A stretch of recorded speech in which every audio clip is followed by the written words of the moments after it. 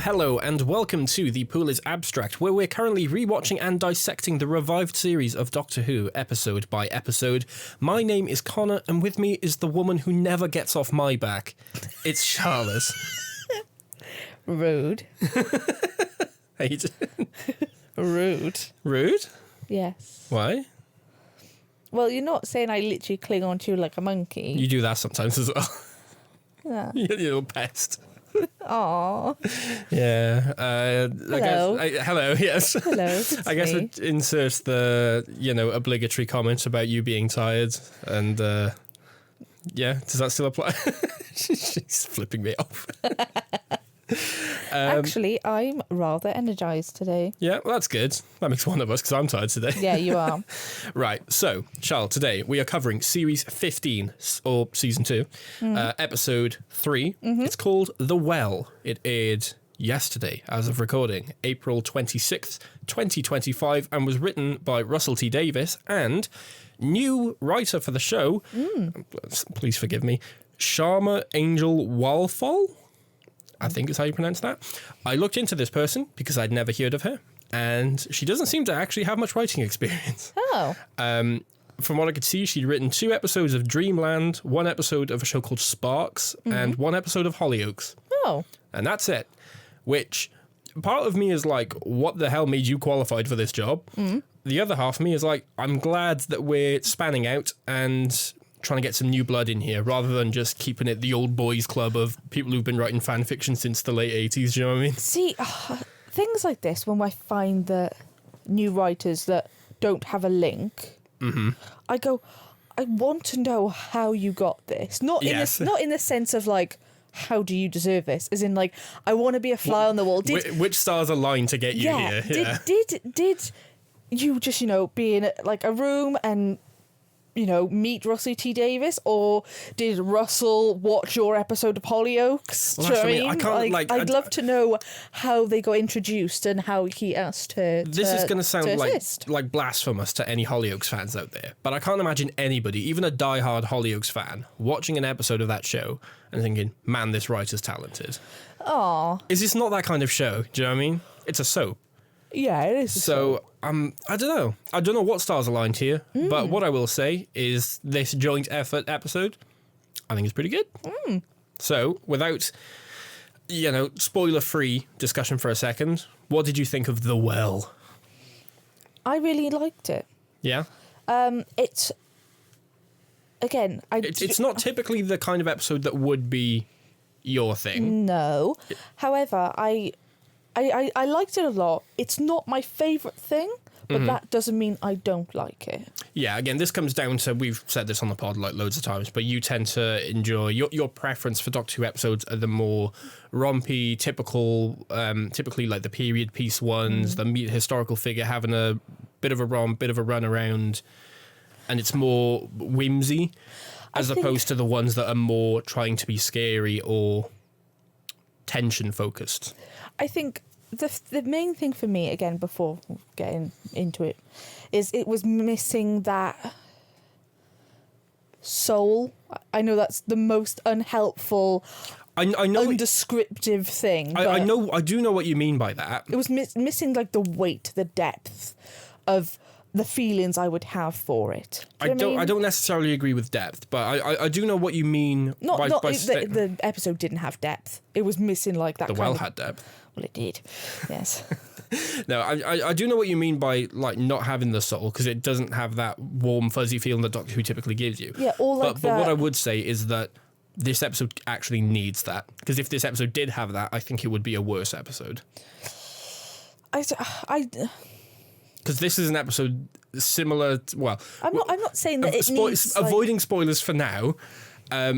This is an episode that is aiming to make you feel hopeless. Well, that's what I mean. I think this. I'm probably not communicating very well. Surprise, surprise.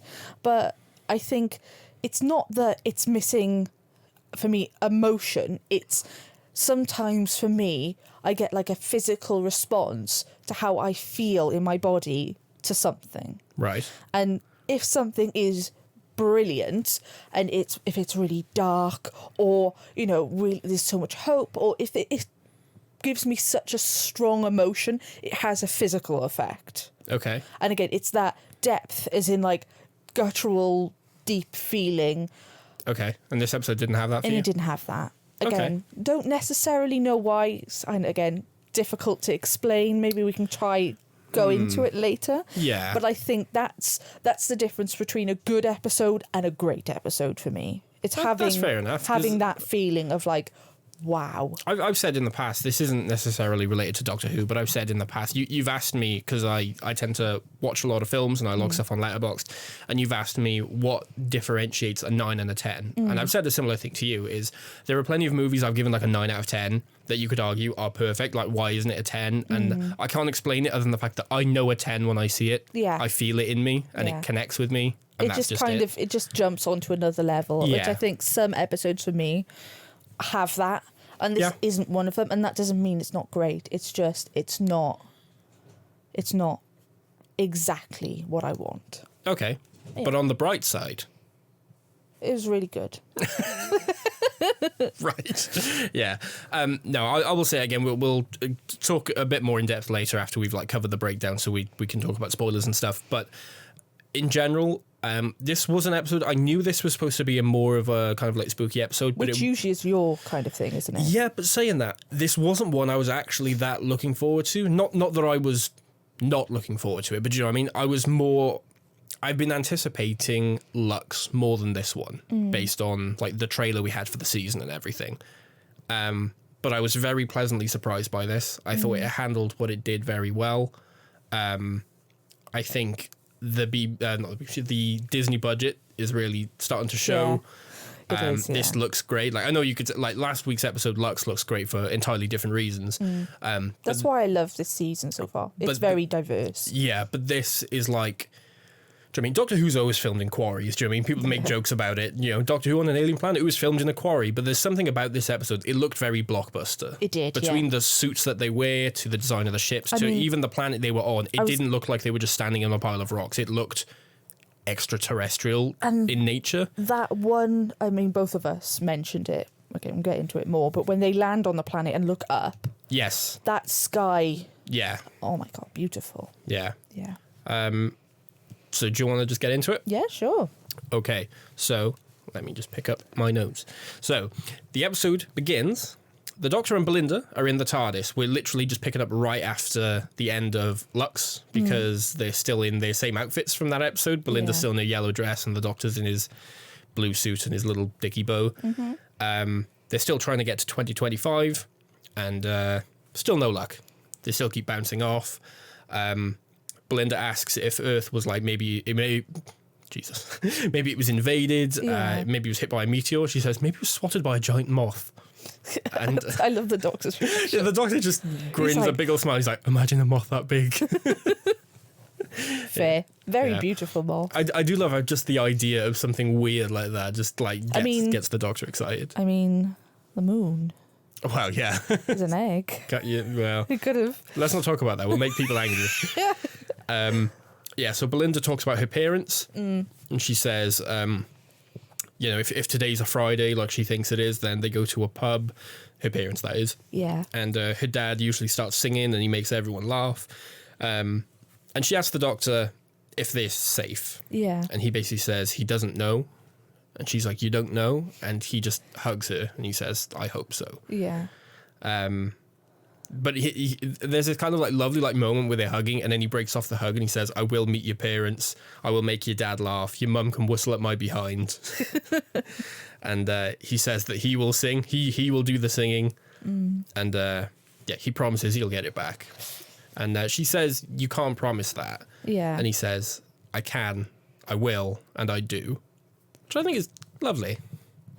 I don't know if you can hold up to that, but I think Well, it comes across a lot more sincere than just saying, I promise, and then just walking away. Do you know what I mean? do you think he could have a loophole where if he goes to meet her parents before he met her, but doesn't take her with him, Yeah. and then he meets them there? Or just tell her that you did and not actually do it. Well, I kept my promise. I'd like the idea if he actually went there and spoke to them. So I mean, not just like, yep, I did. What did my dad say to you? Stuff. Stuff and some things. Yeah. Yeah. So at this point, the TARDIS lands, and the Doctor needs to take another reading on his Vindicator. I guess as a bit of a recap, last episode he created this machine. The idea is to land places at random, pop this thing down, let it take some readings, and it's kind of casting out a hook to the time and date he wants to get to, and he's kind of hoping it will reel them in. Obviously, last week's reading wasn't enough. Very far off by the seams of it, because they've gone, very far into the future. So she asks where they are, and he says 500,000 years into the future. So far off. So far off. Yeah. So this is, obviously, for context, this is nowhere near as far as, say, the setting of the end of the world, because that was the year 5 billion. But this is a long time after the events of The Long Game and, Bad Wolf Parting of the Ways, because that took place in the year 100,000. So, we're pretty far into the future, safe to say. But the Earth should still exist. Hold on to that. So Belinda asks if humans are still around like this far into the future. And the Doctor says they're everywhere. You guys go out into the stars and you start spreading out and like a plague almost. And she asks if they speak English, and this is when he just kind of briefly tells her, TARDIS translates. And she's like, okay. Which is interesting, because normally that's like, when he told Rose that, it became this big thing, didn't it? They had an argument about it. Yeah. And it's interesting here that he just goes, the TARDIS translates, and she just kind of goes, okay. It's just like, okay. It's funny how different companions have different reactions to different things. Yeah. Yeah. Like, Bill, in Series 10, questioned why the TARDIS anagram is an English anagram. And the Doctor says, most people don't bring that up. And it's like, I just like the thought that, like... I feel like that would be me. I feel like I'd be like, that is brilliant. How? Why? And then he'd be like, just because, okay? Just deal with it. And I'm like, okay. This is why I like Bill so much, because when he tells Bill he's got 2 hearts, she says, do you have really high blood pressure? She asks the questions I want to know. Yeah. Yeah. But yeah, Belinda just kind of takes it in her stride and is like, okay. And they go outside, but Belinda says, can we change? And he's like, oh. He says, girl, you're starting to enjoy this.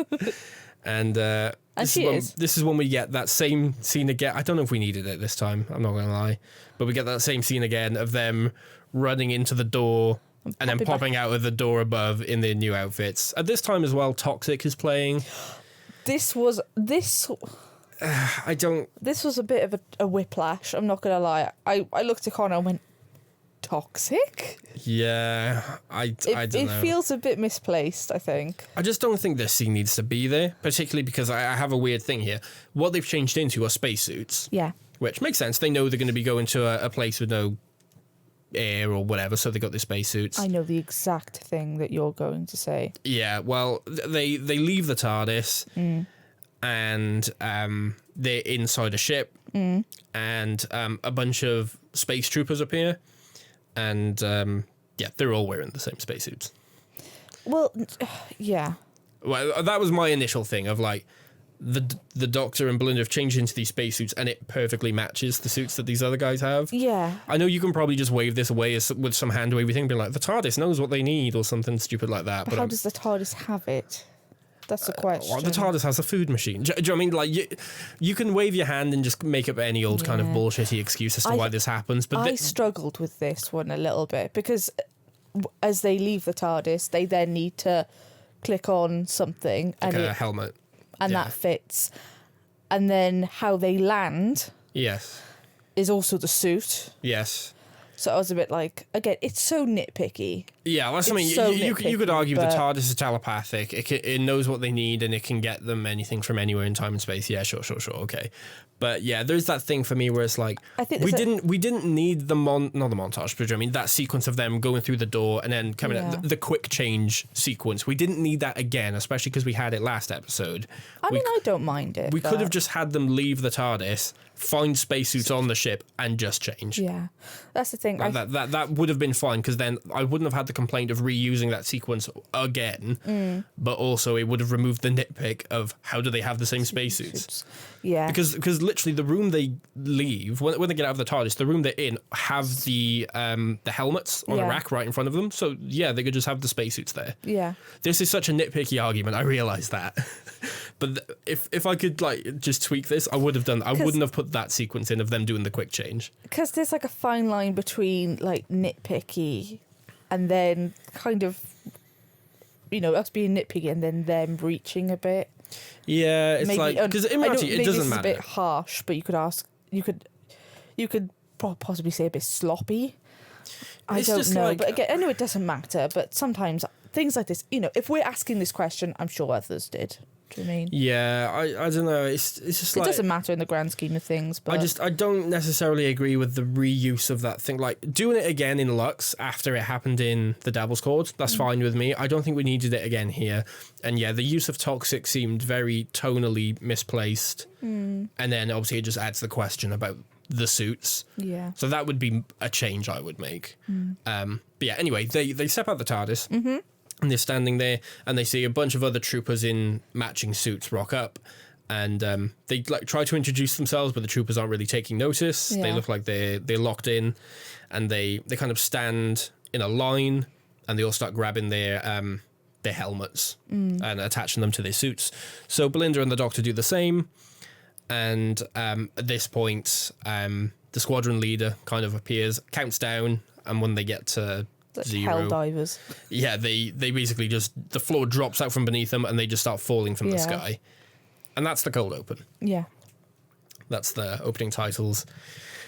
Yeah, I mean, like, I like this episode a lot. I feel like this is probably the weakest part, the cold open. yeah. Literally, as they fell out of the spaceship or the spacecraft, I literally said to Connor, "Oh no, they've left the TARDIS again." Always. Always the poor TARDIS, especially as we know it's sentient, or well, we assume it is. Yeah. Well, I don't know. Yeah. It's sentient, yeah. But I'm like, maybe it just wants to go along. Yeah, so once the episode actually like begins for real, they land with the suits. There's this really kind of cool effect where they have like steam, it looks like, Yeah. fly out the bottom of their boots and like out of their It's like arms. It's like forearms, isn't it? yeah. To soften their landing. Yeah, and they kind of like land nice and neat.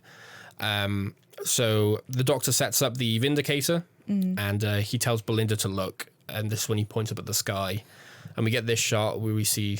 I mean, it looks really good. It looks great. Does. There's like clouds everywhere. There's lights, kind of like a northern lights, aurora borealis kind of thing, and there's a couple planets up in the sky. One's got like a big ring around it, kind of Saturn looking, and yeah, it looks nice. It does. It's all like kind of dark though. It looks like it's like nighttime, bit moody. And at this point, they realize that the troopers behind them are all pointing their guns at the pair of them. And the platoon leader steps forward, who we come to know as Shia. Her name's Shia Castellian. And she says, "Explain yourselves." Fair. So the Doctor says, "Who is your commanding officer?" And she says, "Squadron leader Chin Chapper." And he whips out his psychic paper and he says, "I'm higher than Chin Chapper." I like here that it's not explained to us. I know. Well, I can't remember whether we've had much psychic paper use with Shooter yet. I'm not gonna lie, we did have some with Ruby. Sorry. I can't actually remember. It's one of those things. The Doctor's use of the sonic and the psychic paper is so just kind of like something the Doctor does in my head that I can't actually remember which episodes. Yeah. Like, But I like the fact that he uses it. You can see for a moment Belinda's face is like, what's going on? Yeah. Like, what is that? And then she clocks on that it must just be another gadget he has. Yeah. So she's like, yeah. yeah, she plays along really quick. Yeah. So Shia tells the troopers to lower their weapons. She says, I wasn't informed that you were coming. Yeah, because that's when Belinda says it's like a mystery shopper. Yeah, she says, we're like mystery shoppers, just here to vindicate. Yeah. And at this point, the vindicate is done. He goes like, bing, bing. And the doctor kind of like picks it up, turns it off, and Belinda says, great, thank you. You can return us to our blue box now. And Shia goes, is this a test? And they're like, yes. yes, it's a test. And she basically says, we can't get back to the ship. The doctor says, why?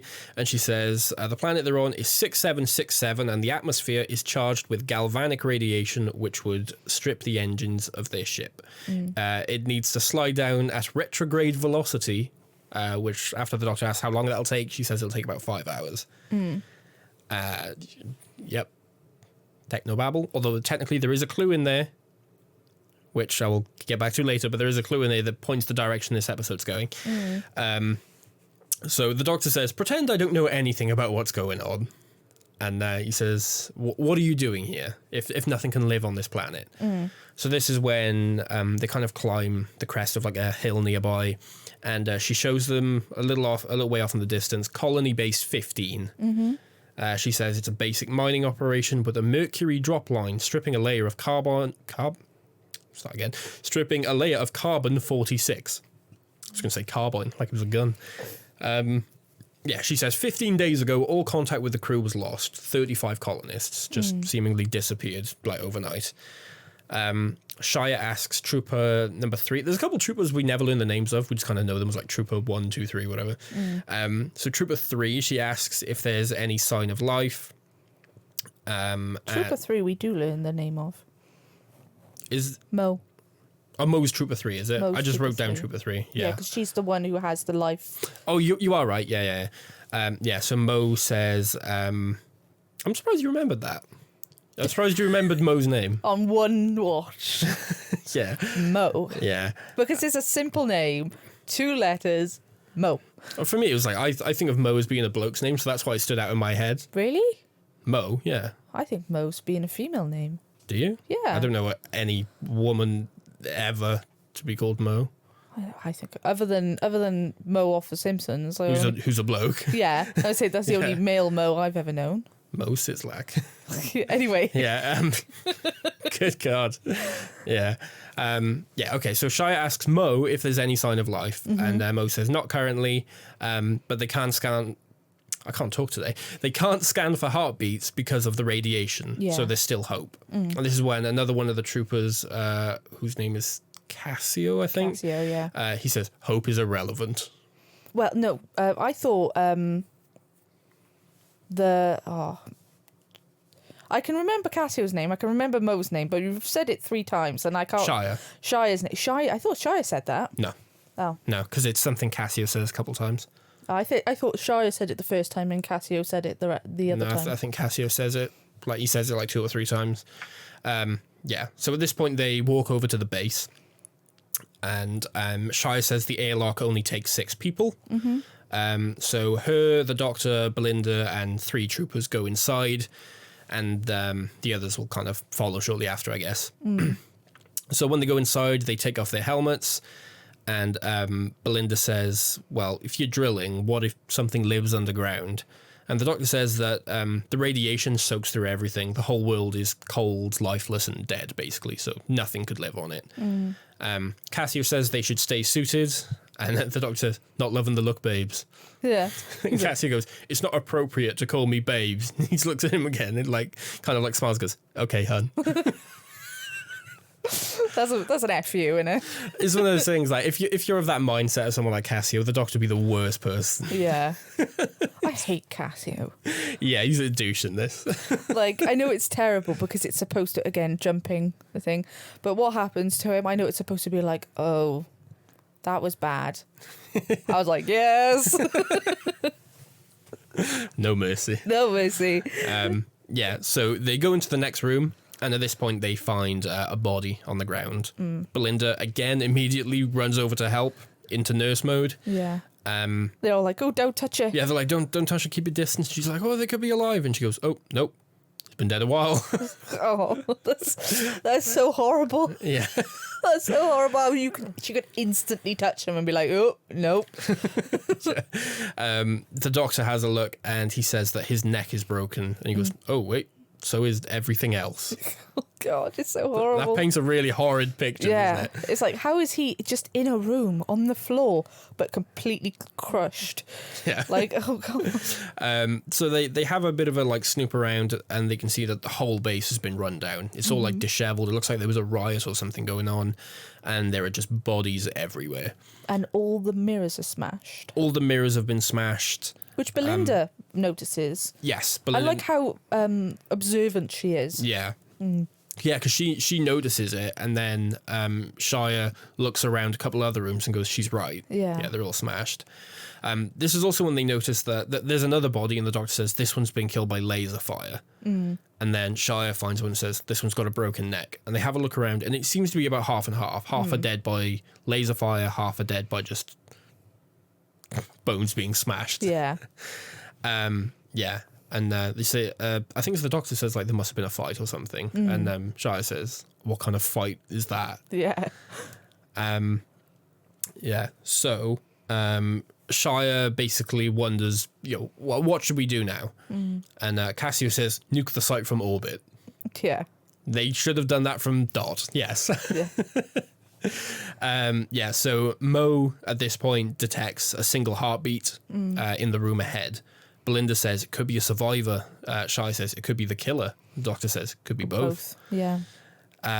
So at this point, he opens the door, the big SpongeBob house door. He turns the wheel, and and they go inside. And this is when they see, basically they're in like a large room. Looks like maybe like a cafeteria, maybe.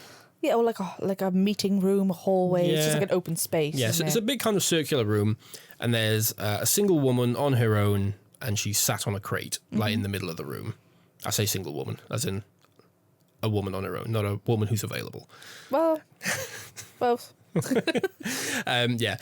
Shia tells the squad to keep a safe distance, and we kind of learn pretty quickly that the woman is deaf.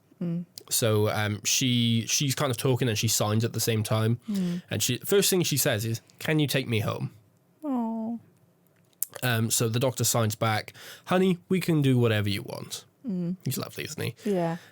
She says she has a 2-year-old daughter on Monpasso who's living with her granddad, and she wants to see her again. And at this point, they look over to the right because they kind of scan in the room at the same time, and they see another woman's body on the ground. Yeah. So obviously they're kind of looking at the body, and then they look over at this woman, and they're like, "How is she dead? How are you alive? What's going on?" Yeah. So the woman says, "That's Sal. I shot her." What she says, "I shot her all right. I did it, but she was gonna kill me." So at this point, Cassio reveals kind of the cool little gimmicky thing for this episode. So on their suits, they've got these like buttons on their chest that when they hit them, it kind of creates like a holographic screen, like an inch from their chest, and it kind of automatically subtitles what they're saying. Yeah. They're cool. We need those. I think they're interesting because obviously the Doctor and Belinda don't have them, but they're like little almost sticky or like magnetic dots that they're given to like attach them to themselves. Yeah, because they don't have them at first, but they handed them later. Yeah. Or maybe sometime soon, and they pop them on. But yeah, these are cool. I want these. I'm the person that like watches movies with subtitles on and stuff. So like, if I could have subtitles in real life, I love how you're like, oh yeah, these are brilliant. I'd love them to hear properly what other people are saying to me. Not that Connor has a hearing issue at all. He just, I read faster than I listen. So yeah. I mean, I wouldn't read them. I just get distracted. Thing is, if you wore one, you'd get, because you never know how your sentences are gonna end. You would confuse your own subtitles. Can you imagine? Your subtitles would just be Can you imagine the machine trying to work out what I said, all the things I say wrong, all the times that I stutter or and ah?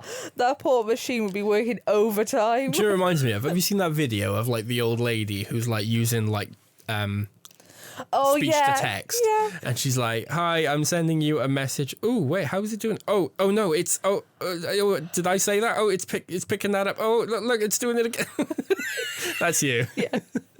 Over you with these subtitles. Yeah. Yeah. Anyway, Cassio turns on his subtitles and he tells her not to move and he tells her to keep her eyes on him. So the doctor asks who this woman is, and she says her name is Alice Fenley, which Mo confirms. She says, yes, Alice Fenley is on the roster. At this point, this is really interesting. The doctor signs something to her, but he doesn't say anything. He just kind of signs something, and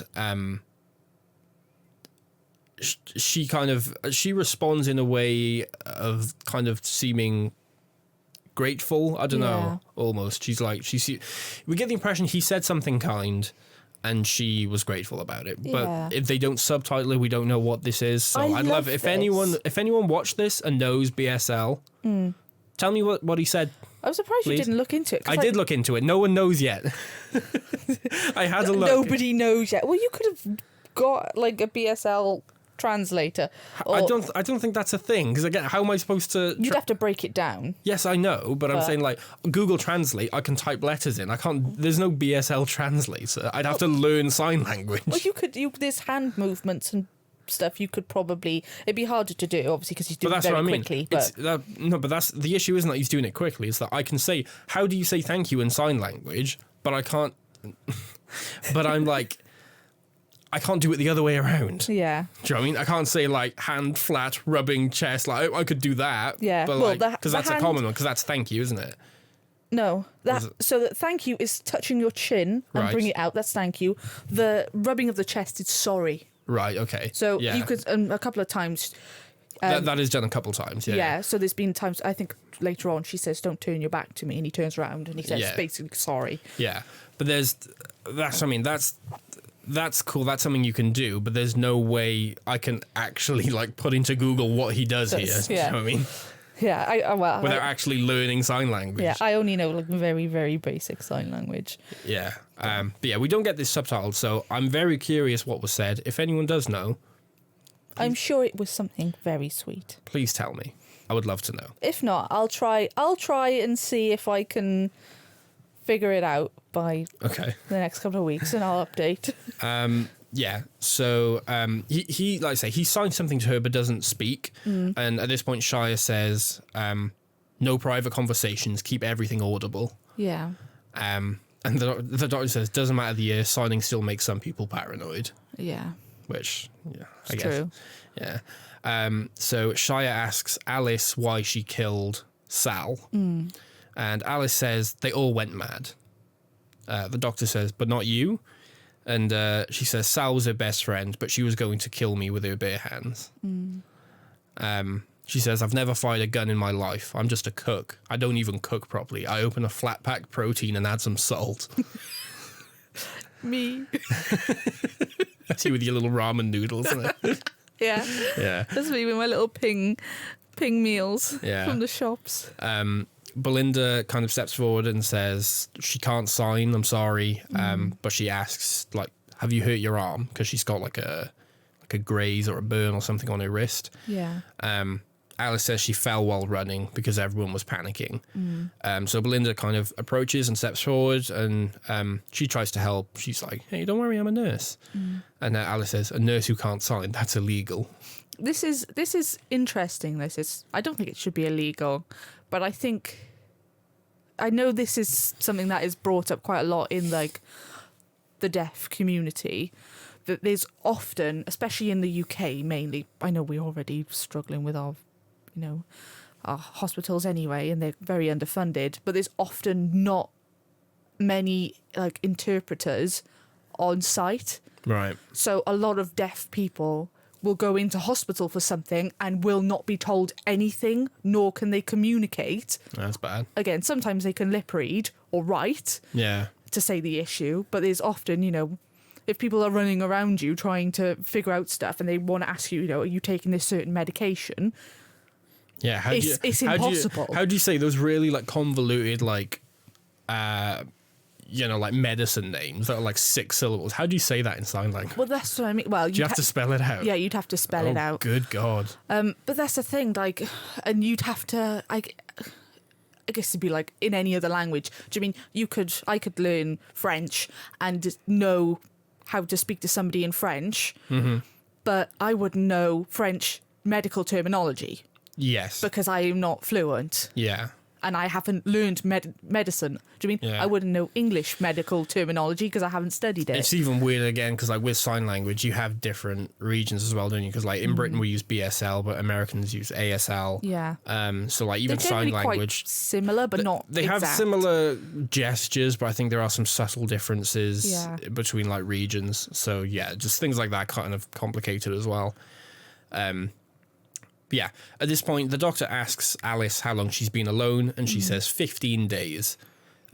He says, why did everyone go crazy? Was there a noise? Was there a gas? He says, obviously, the mine shaft operates as a mercury drop. He says, did any escape? And she says she doesn't know. There's one thing. I was like, I know she'd probably be told, but the fact was there a noise? She's not going to know, is she? She's deaf. I didn't even think of that, but yeah, good point. I was watching it. I was like, I'm assuming he's asking, was there a noise that somebody told you about? Not, did you hear a noise? Yeah. Because I didn't even think of that. Because you'll obviously be like, no. Yeah. Are you kidding me? I never thought of it just looking at him like... No, I didn't. The doctor asks why they smashed all the mirrors, and at this point she starts to cry, and she's like kind of breaking down. And the doctor leans in and hugs her. Belinda asks if they have a medical pack, and Cassio says, "Oh, is breaking protocol the norm now?" I hate this man so much. My God. I would have picked him up and thrown him out the airlock, personally. Shia says Alice doesn't look capable of breaking the necks of half the crew. So true. And Cassio says, you hope. And hope is irrelevant. Shut up, Cassio. Nobody asked you. No one likes you, Cassio. Nobody likes you. Yeah. Shia says she has to get to central control. Yeah. Doc says, no, that I have to see. So he leaves Alice with Belinda and a couple other troopers. I think it's troopers 2 through 6 stay on guard. And then the doctor, Shia, and a couple other troops leave to go to central control. Shia says 15-foot radius around Alice Fenley at all times. Cassio turns on his subtitles, makes a note here to make sure that Alice understands, and says, any sign of trouble, shoot to kill. He makes it obvious to her that he's saying that. Why? Like, come on. Why did they take him? Why did they take him? Like, oh, I hate this man so much. And I know that's the whole point, but my God. It's like, do you... Like, if I was the monster of the week... Yes. Target number 1. I like you. Yeah. Mo brings Belinda a box. She says, this is a basic med pack. Yeah. And Belinda says, I don't know what anything in this thing is. Well, she does recognise... there's one thing. Yeah, I can't remember what it's called, but there's one thing she recognised from... Begins with an S. I can't remember what it is. From the Robot Revolution, wasn't it? The thing that was in the IV drip. Yeah. Yeah, she recognises that. But yeah, at this point we kind of cut over to central control. So they enter and the doctor says there are no bodies. He says maybe they ran away from here first. That's a comforting thought. I love how one of the troopers just looks at him like, so he's like, oh God, he's right. Yeah, at this point there's like a little ramp with a bunch of computers on it, and next to it is the titular well. Which I thought would have had a cover. The fact that it wasn't covered, I was like, oh, this is bad. I don't think they had time, to be fair. Well, they had time for something. Well. They did have time for something, didn't they? This is where you come in and say what they had time for. So Shia says this is where they first dropped the mercury lines and they drilled down. The doctor says it runs 5 miles deep into the planet's crust where light has never been before. Oh. Ooh. Shia says someone's put a restraining bolt on the system. There it is. Yeah. So she can't access the feed. Yeah. I thought this was going to be like a more important plot point than it was, So but did I. it's purely here to establish that Chai got is a a good good shot. shot. Yeah, because she just shoots something off the ceiling and then like Yeah, because the doctor's like, no, don't shoot yeah. the ceiling. yeah, She's like, and then she "Bang." she shoots the restraining bolt off, and the doctor goes, "Nice shot." I'm not going to lie, right? She was like, I got a great shot. Since I was 6, I've been running from people, and I've got great shot, and I'm good at running. And She's gonna die. I was like, she dead. She's not gonna make it the end. Damn it, Doctor Who, stop doing this. We said this, didn't we? Stop killing people off this way. Didn't we say this in the Robot Revolution? It's like, Yes. oh no, she's given backstory. We said it about Mrs. Moore as well, didn't we? In the Yeah. Cybermen two-part, it's like, oh, backstory, dead. Yeah. Yeah. God, please. Again, it's spoilers to the end of the episode, but dead. Yeah, she says she was brought up in the wild lands of Lombardo and she joined the military at 14. I like her. Yeah, I like her too. I think she's got an interesting backstory. Yeah. The doctor says, in this century, Lombardo is a joint foundation with planet Earth. And he goes, Belinda's from Earth. And Chai says, never heard of it. Cassie goes, stupid name for a planet. You hate this man. I hate him so much. And he goes, yeah, but she's like a human, the human race. And they're just like, nope, don't know what you're talking about. Oh no. So we get a bit of a sign that something's wrong, as if the bodies wasn't enough. Something completely separate. Yeah, this is also wrong. This is I'll fix that one later kind of issue. Yeah. I'm already thinking about that one. Let's just distract to something else. Yeah, I'll add it to the spreadsheet. So back in the main room, Belinda says that there were 11 of them on this mission, but her and the doctor showing up make it unlucky because now there's 13 of them. And what's her name? Mo says something like, oh, you say such strange things. And Belinda's like, what, is that like an old Earth saying now? Like you don't know that. And we find out Mo hasn't heard of Earth either. Yeah. Yeah. She's like, just humans and, human kind of expressions. She's like, no, what's that? And she's like, oh, okay. At this point, Belinda looks over at Alice because she's like treating her like wound. And she gets jump scared. So the music really rises. He goes and like jumps. And there was something very quickly popping out behind Alice's head. And Belinda kind of like jumps back and kind of like, not screams, but... She's like she's a very, gasp. very startled. And it's like, what was that? Now, I'm not going to lie. When we watched this last night, it happened so fast, I didn't even see the thing. Did you not? No. Because it happens again soon. I saw it the second time. A little grey blob. Yeah, I saw it the second time. First time, didn't see it. Oh. So I was just like, oh, did the strings just get really loud for no reason? I was like, because the way Belinda reacts, I thought it was supposed to be this thing of basically at this point everyone's like, what did you see? And she's like, oh, nothing. It was nothing. I'm being silly.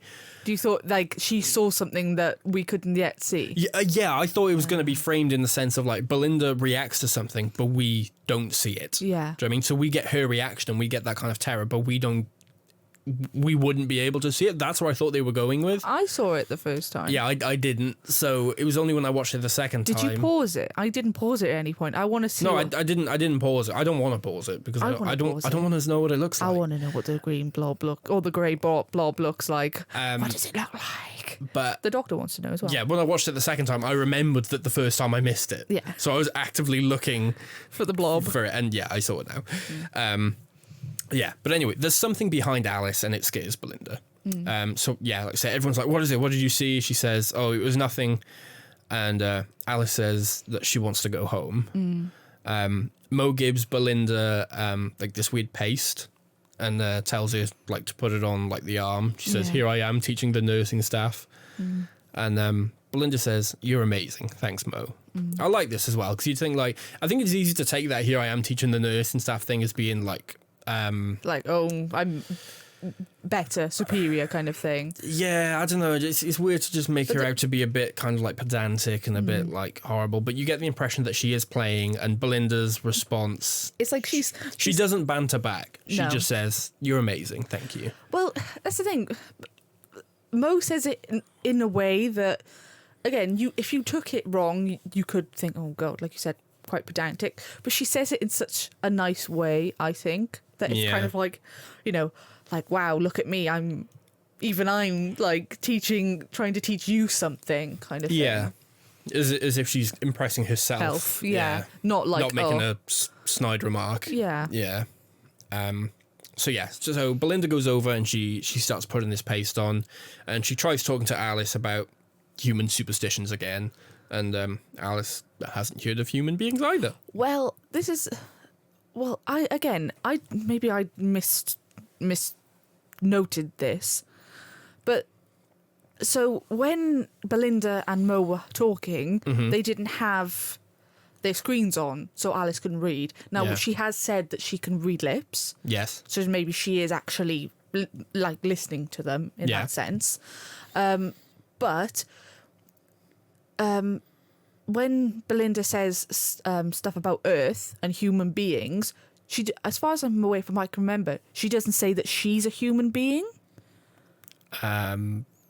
She was like, oh, human beings do this. She kind of implies it, doesn't she? Because she's like, oh, what is that? Like an old, old Earth saying now. Oh, no. When she says it to Mo, she is. But when she says it to Alice, she doesn't. She just says, like, this is what humans do. Right. And Alice responds saying, never heard of you. Right. So in my head, she was either, again, I may have misinterpreted it. I've only seen it once. But she either read their lips, or in my brain, I went, she knows she's a human. How does she know she's a human? I don't know. I mean, that... In the episode, again, I might have missed it. But my brain went... She knows she's a human. She's a superior being. This is what Doctor Who does to you, see? Because if that's just genuinely just like, if that is kind of explained in some way or it's just a writing mistake, you've driven yourself into being a crackpot fool. You're like, oh no, I've deluded myself into thinking she's like super, she's super intelligent and she's got all this knowledge. But then at the same time, it's Russell, so I don't know. Do you know what I mean? It could be... You don't know. The show does this to you, man. Yeah. Literally, I don't know. I'll have to rewatch it and watch that bit first. But as far as I can remember, it's not directly with sign language or with the buttons on said to her that Belinda is a human. Yeah. But maybe she just interpreted it as like, I'm assuming you're a human. Never heard of you. Yeah. But anyway, back in Central Control, they're looking at the computer and Cassio says that they've wiped the video chains. He says, why would they do that? And the Doctor just kind of walks up to another one, pops his sonic in and goes, here you go, restored. And Shia says, like, what is that? And he goes, magic. The Doctor tells Cassio to pull up the last video chain. And this is when Cassio looks at Shia and says, does the Doctor have authority over me? Oh, throw him in the well. Throw him in the well. Of course he does. Of course he does. Cass. You're so irate. She's higher than you, so the Doctor's gonna be higher than you. Do you know what I mean? Yeah. If she's higher than the Doctor, Yeah, because that's the thing. She said her commanding officer, is whoever it was, and the Doctor is higher than him. Yeah. So yes, the Doctor has authority over you. Yes. What a stupid question. Throw him in the well. So they managed to get the footage up and it shows everyone screaming and kind of panicking and running around. One guy's yelling at the camera, it came out of the well.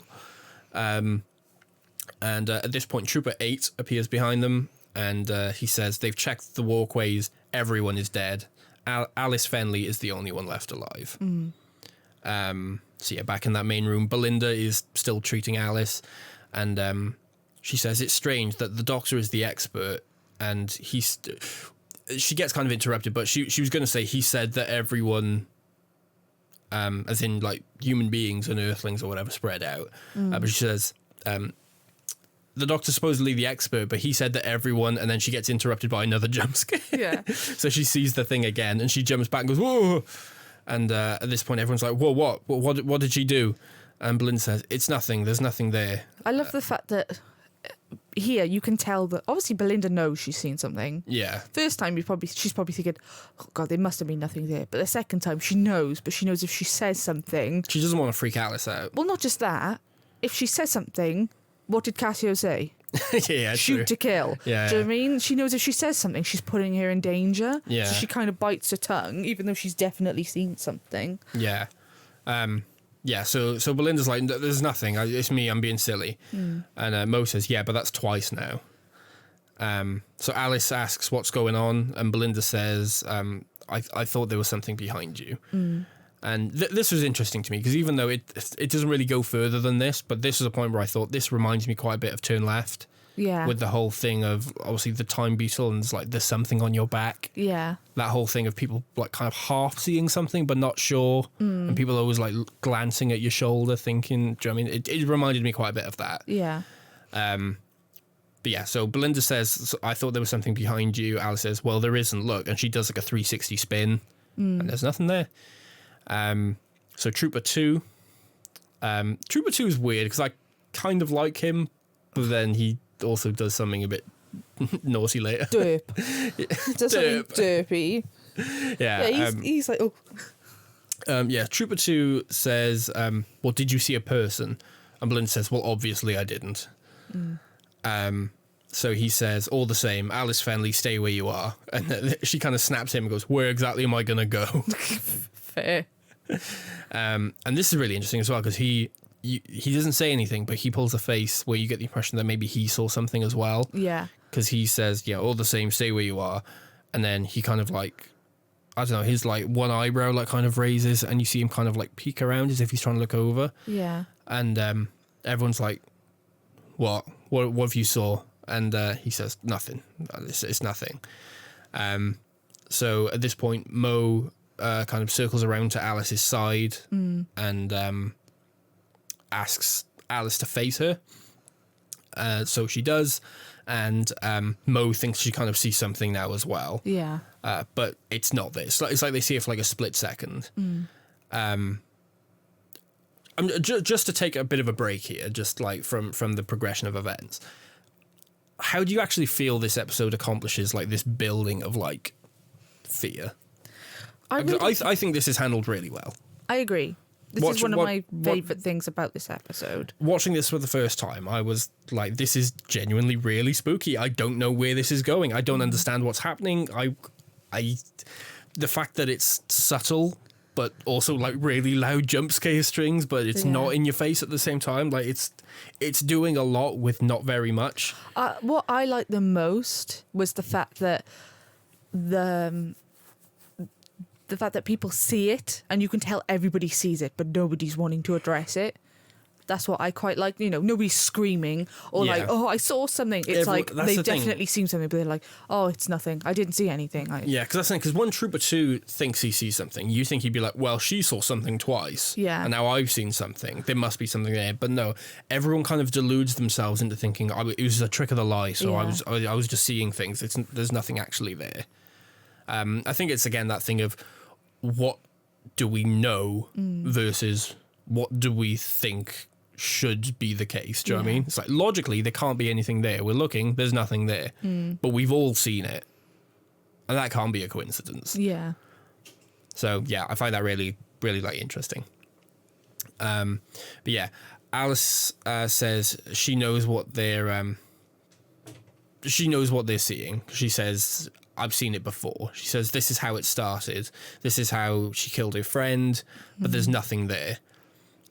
Trooper 2 says that he'll keep guard, and he orders another trooper to execute a full circle around Alice. So Trooper 2 stands in front of the door, basically stopping Alice from making a bolt for it, basically. Yeah. Yeah, and he tells this other trooper to do a full kind of 360 around her, just to make sure there's nothing there. At this point, Alice, this is really sad. Alice like starts kind of like breaking down and says, please leave me alone. Yeah.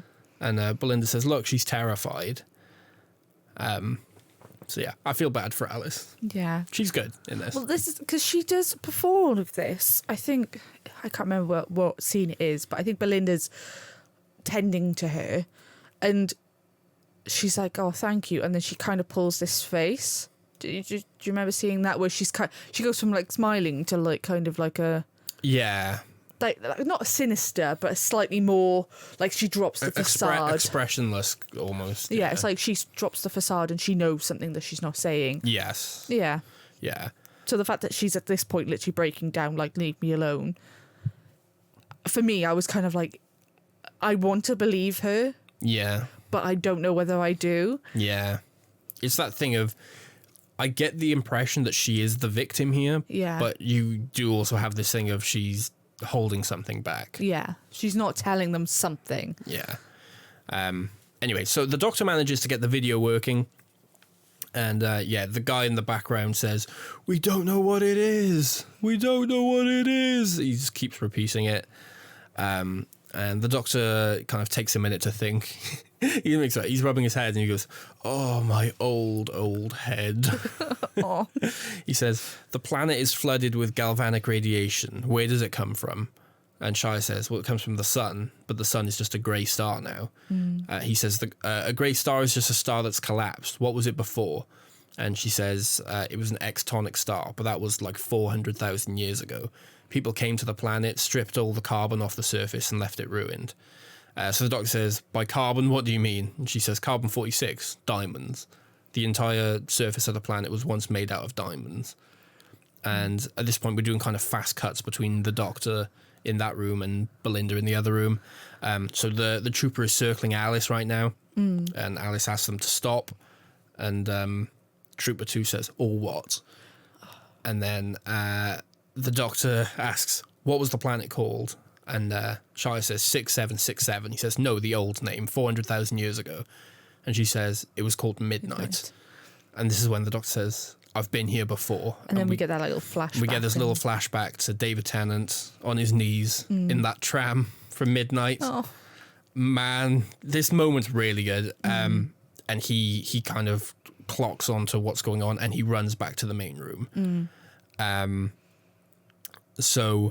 As the trooper that's doing like a full circle goes behind Alice, she basically gets launched into the air, goes flying, and then just hits the ground. At this point, everyone's like panicking and everyone's shouting and like talking over each other and freaking out. And the doctor arrives and tells everyone to stay where they are. Mo is kind of slowly making her way over to the trooper that went flying, and kind of squats down and checks her pulse and says she's dead. So Belinda says, basically tells everyone not to go behind Alice. And the doctor says, "Why?" And she says there's something behind her. So Shia and Cassio have now arrived as well with the other troops. And obviously they've seen what's going on and kind of everyone starts panicking again. Cassio asks if Alice killed her.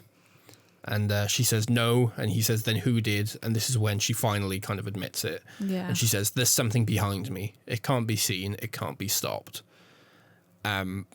So just this whole sequence, this whole reveal of like Midnight. Great. Yeah. That flashback just gave me like chills. Like the way the music builds and everything. I think the reveal's done really well as well.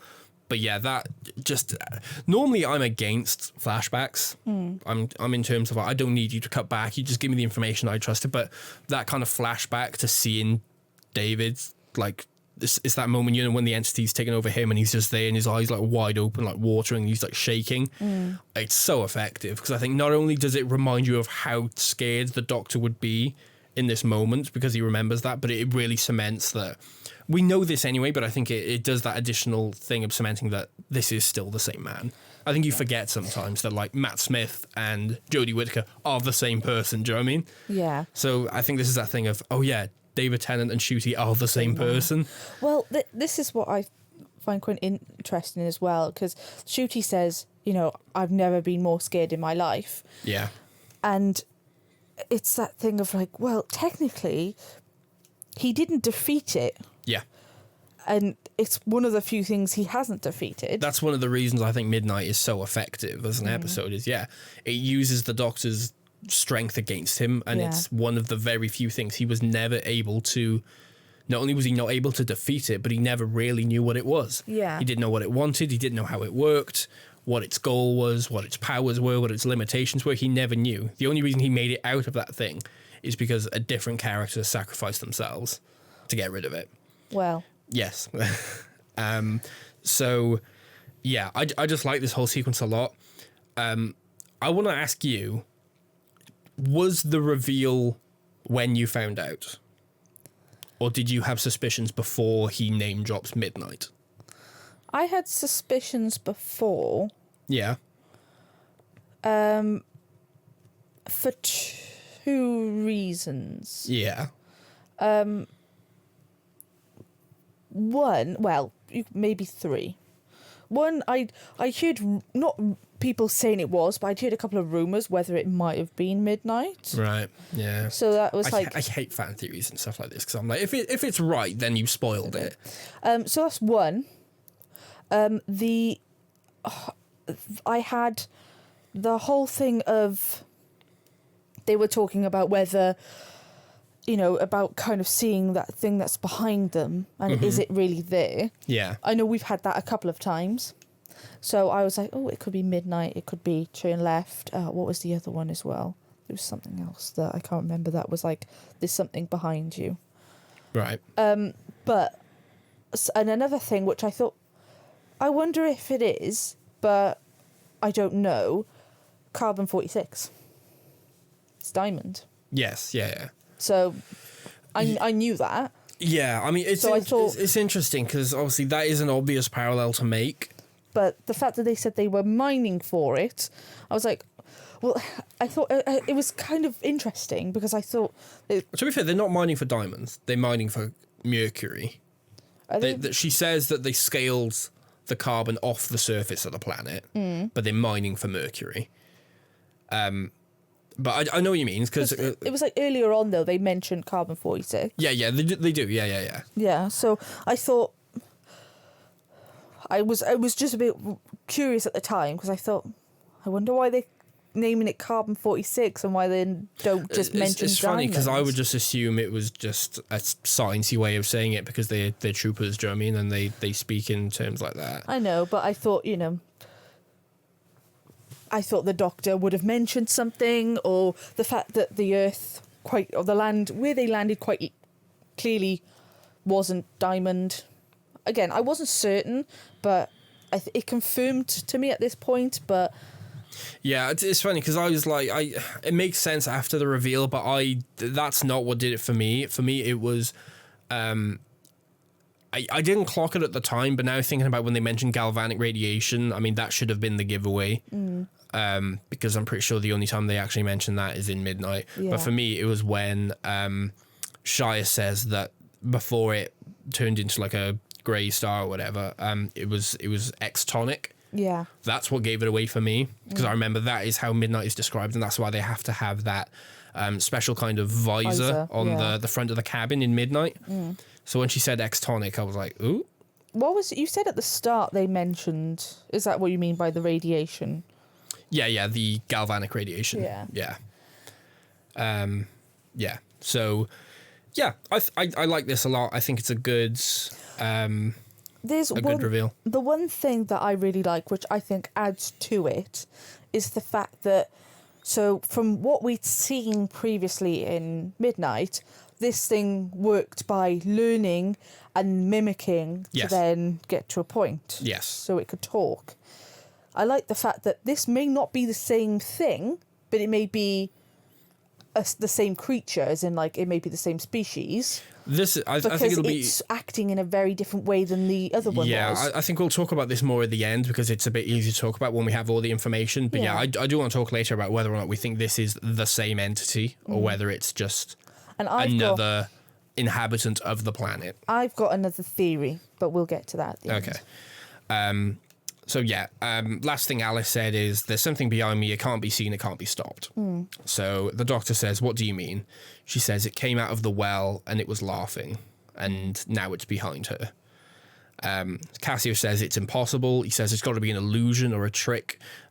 We saw everyone in the base go mad. And the doctor says, hey, calm down. And this is when Cassio kicks off, and he goes up to Shia and says, Commander, permission to override the order of this civilian.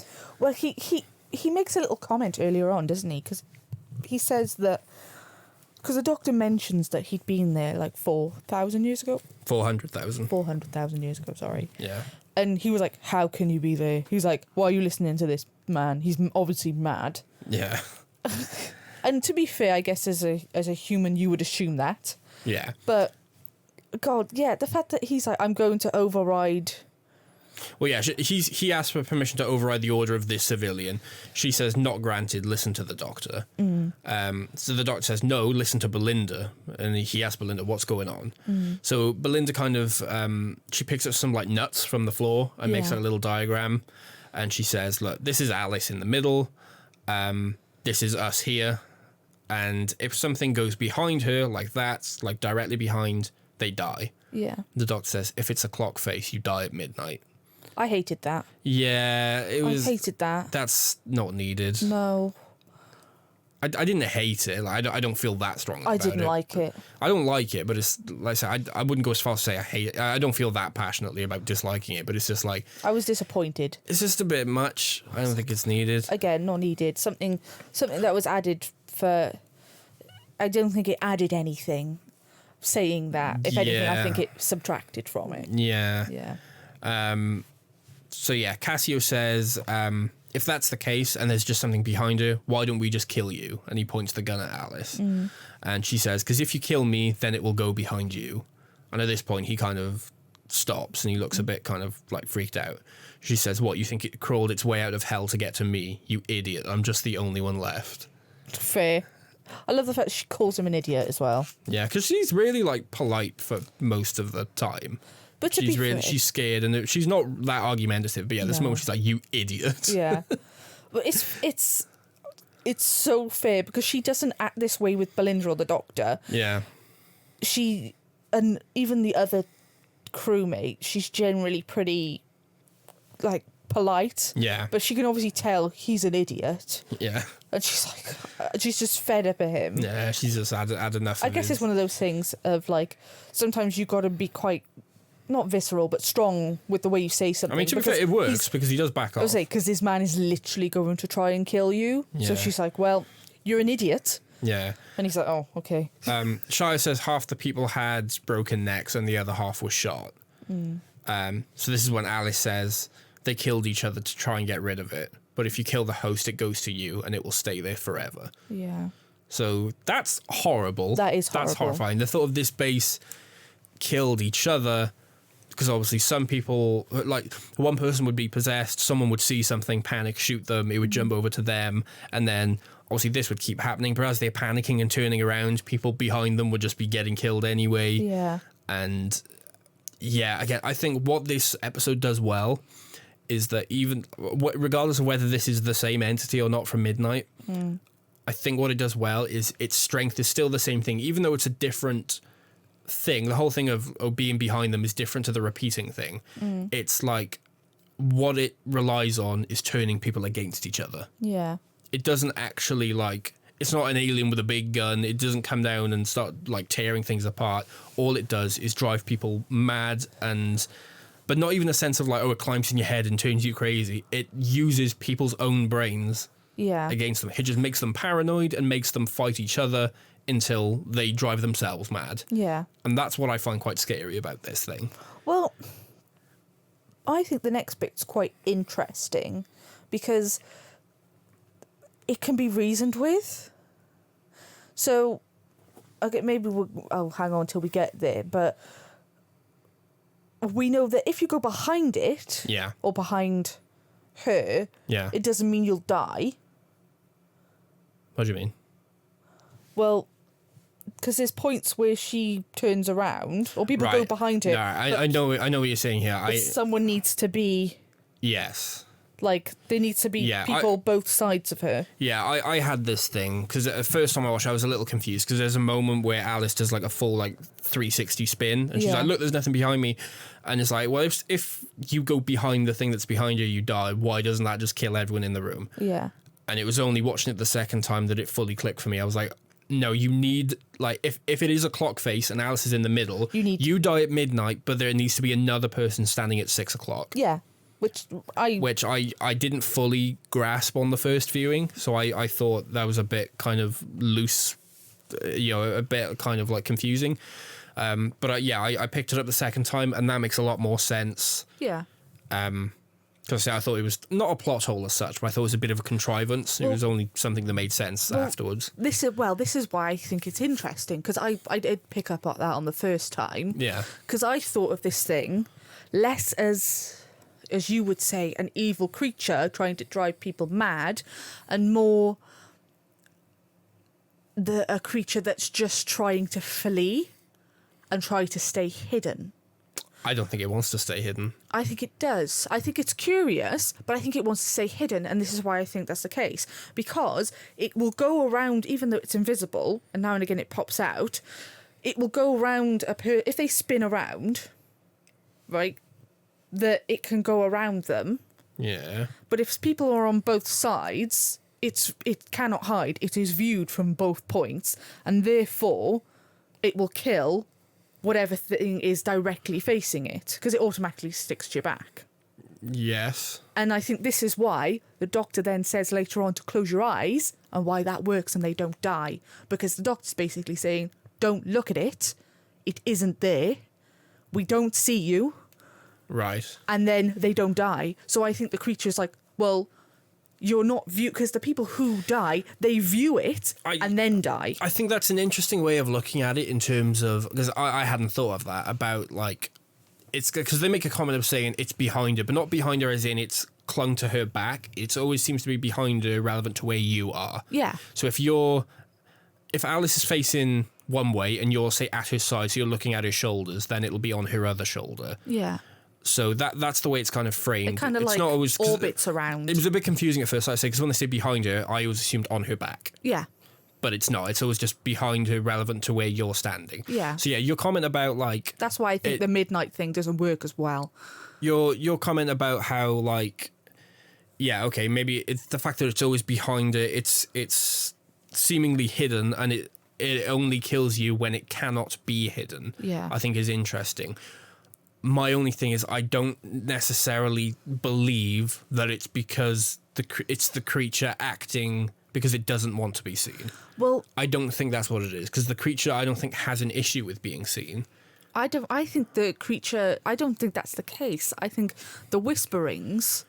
Exactly. The creature is trying to persuade you to leave and take it with you. We don't know what it says, but I think that's what it's trying to do. I think it's like, people go mad to the constant whisperings. Maybe it's because it's not speaking a language that they understand, but maybe it's trying to say, like, leave this planet, take me places. Well, it's interesting, because that would make sense, because when they meet Alice, first thing she says is, can you take me home? Home, exactly. But... I know she doesn't, what's it called, but then she may not understand it anyway.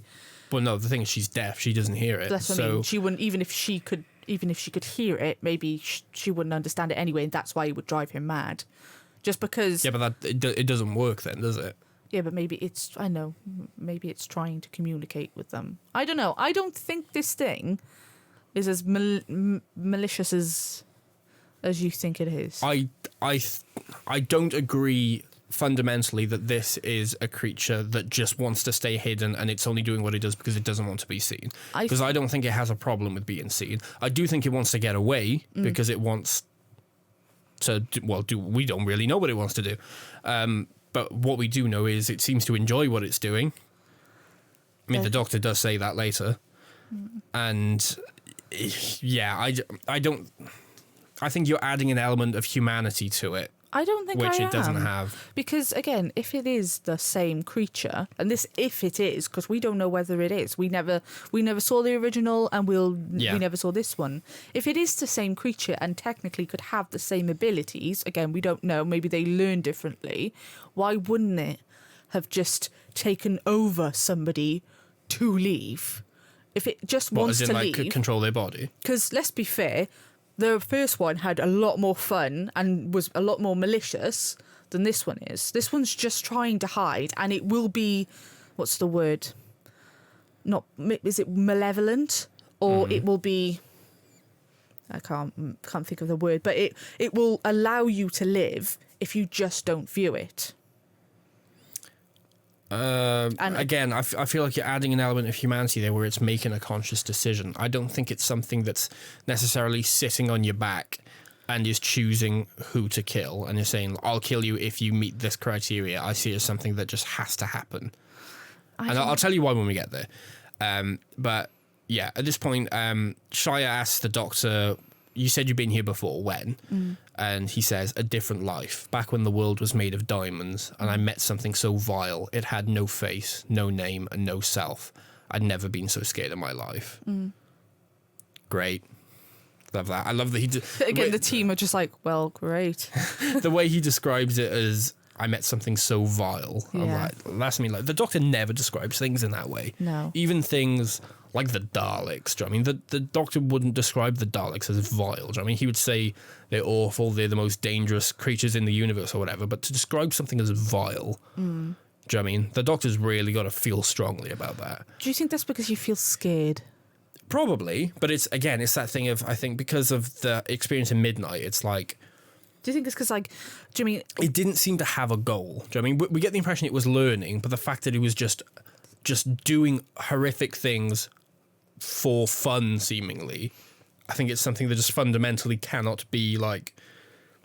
I don't know, even the Daleks, even when the Daleks do horrible things and they kill everything that's not a Dalek because they think everything should be Daleks, they're doing it out of a sense of morality. Do you know what I mean? Even though we don't agree with it, a Dalek thinks this is how everything should be, and I'm going to do what I do to make sure that this is how I feel like it should be.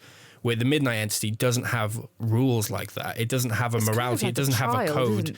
It just messes about with people's lives and pits people against each other and just does horrific things simply because it enjoys it. It's like a child with power but not knowing its consequences kind of thing. I don't know, though, because again, that kind of implies there's a sense of naivety to it. And I don't think it is naive. Know. Well, no, we don't know, but I choose not to see it as naivety. I think it does enjoy what it's doing. That's why I think I see it as more malevolent. But again, the fact that you could argue this, even in, I know this going into Midnight a bit more, but that creature had been on that planet for so long, maybe that's all it ever had. We don't know how long it lived. That might be a drop in the ocean compared to its lifespan, and the fact that it had never had anything new, and then something new came, and it just wanted to learn. It had that kind of, you know, like I said, that childlike wonder and wanting, like, exploration. I find it very interesting that you keep trying to project morality onto this thing. Well, again, you keep trying to empathize with it, and I kind of do a little bit, but this we'll get to this later on, because I've got a theory and I think it's right. Okay. So yeah, I would say the Doctor said, I've never been so scared in my life. Belinda asks what it did, and the Doctor says, it had fun. I think it was learning. Cassio says, what, you saw this 400,000 years ago? And he basically looks at Shire and says, why are we listening to him? And Shire says, he might have information. He says, well, if that's the case, I declare a red code, which basically means when a squadron thinks that their leader is incompetent, he can declare a red code and basically... vote of no confidence. Yeah, vote of no confidence, take over command. So he says, am I seconded? And no one kind of responds at first, and he repeats, am I seconded? And then at this point, Trooper 2 says, yes, sir. This seems like a little bit like a terrible code. Because you could just have two a-holes. Yeah. Just be like, do you know what? I don't have confidence. I hate this person anyway. You think it would have to be a group decision, wouldn't you? Do you mean? Or every member of the squad would have to agree, or at least majority vote. Not just seconded. Yeah. By, again, somebody who, again, Trooper 2, he's like, yeah. Do you know what I mean? It's like he doesn't even seem certain. It's like you're doing. Trooper 2 just gets FOMO. Yeah, Trooper 2. Look, no, Trooper 2 wants to be Cassio. He's like, oh, this man has so much confidence. Trooper 2 is like, hey, if you get to be Shire, I get to be you. Yeah. He's like, promotion. Yeah. Terrible. So at this point, the Doctor tells him to calm down, but Cassio just points his gun at him and says, be silent or be shot. Should have shot. Sure. And this alone, this little next move, made me seethe. The fact that, Cassio asks Trooper 2 to join him in doing what it seems to be like a patrol around. So Cassio starts kind of walking behind Alice, and he says they'll prepare to engage and basically either disprove this story or meet the enemy. Yeah. So, and he sends Trooper 2 behind her. He chooses to go in front. Well, to be fair, though, he doesn't. Alice is just following him.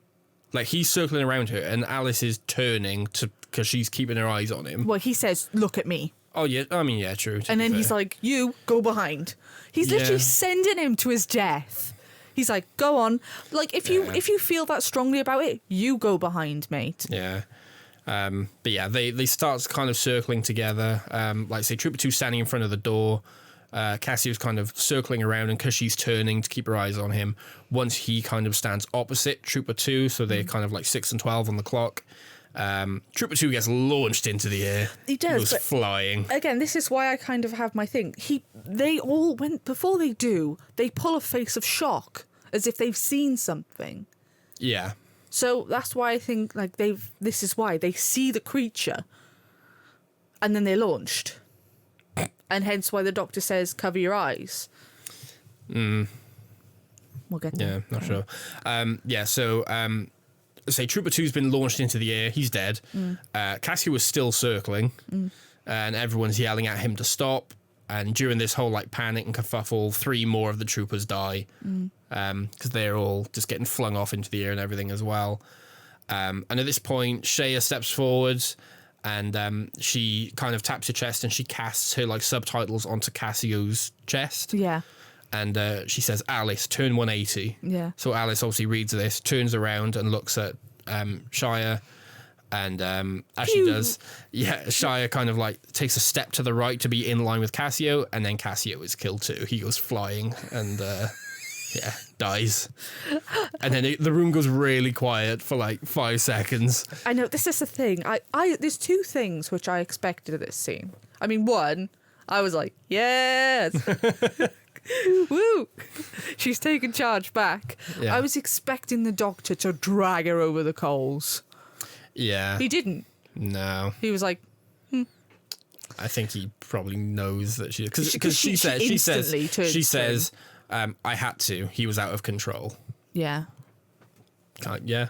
Kinda. To be fair, it's a bit more of a brutal way, you could argue. Well, he said on this mission, if anything endangers life, shoot to kill. Yeah.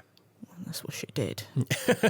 She was like, "You've literally murdered half of the team." Yeah, well, she says, "I had to do it. He was out of control." And the doctor just kind of goes down on his knees and says, "That's what it turns us into." Yeah.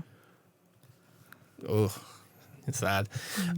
How do you feel about the whole, like, the way they die in terms of getting launched into the air? I've heard people say a bit silly. I've heard people say it's a bit goofy. It is. It's not just because they start like, it's not like they flung back. They kind of like flipped up. Yeah, they fly like directly upwards and get enough airtime to do like a especially with this spinning. It seems like a bit like I can't remember what the name of this is. I'm sorry, but the music of da da da da da. Ba, ba, ba, ba. If that music was put at that exact point where they're like flying into the air, I think this could be horribly comical. Horrifically. There it is. Jesus. Again, if I had the little word translator. You're so good at talking. It's a good thing you host a podcast. I'm sorry, okay? If you listen to this, you should expect this from me. Yeah. I don't find it as goofy as other people seem to find it. What I will say, though, is that I think it would be a lot more effective and a lot scarier if instead of being launched into the air and then just like hitting the ground, if they kind of just like twisted and just died. Do you know what I think? I mean, like if either just a neck snap, just quick dead, or if, because the doctor said that one guy's like all the bones in his body were broken, if they just kind of all just like crack and just ragdoll to the floor. I feel like that would be scarier than them just flying into the sky. Do you know what I think would be even scarier? What? If they were like forced at the ground. What, like sucked into the floor? Not into the floor, at the floor. Like if they were like, as if they got like very quickly like crushed by a car falling or something. Like, yeah, as like if, just like, something just pushing them into the ground at a high velocity. As if the gravity, or like for a moment, become like ridiculously high, and just Yeah. like instantly, like no bounce, just pulled them into the ground. Because you could argue that could also break bones. I think that would be a bit more like, oh god. Yeah, I think especially if you did something like that with the right sound design, that Yeah. could be horrible. Yeah, I think either of those I feel like would be a little scarier than Then what we actually flinging got them with them over. flying in the air. It does, like I say, I don't find it as goofy as everyone else seems to. I don't like look at it and think this is silly. I don't think it takes the stakes away or anything. I just if I could change it, I probably would. I think it would. I think I'm a little bit more affected by it than you, but Yeah. it's not huge. But I think it changes the tone a little bit. Yeah. Alice at this point basically says, "This isn't my fault," and the doctor kind of says, "I know." Yeah.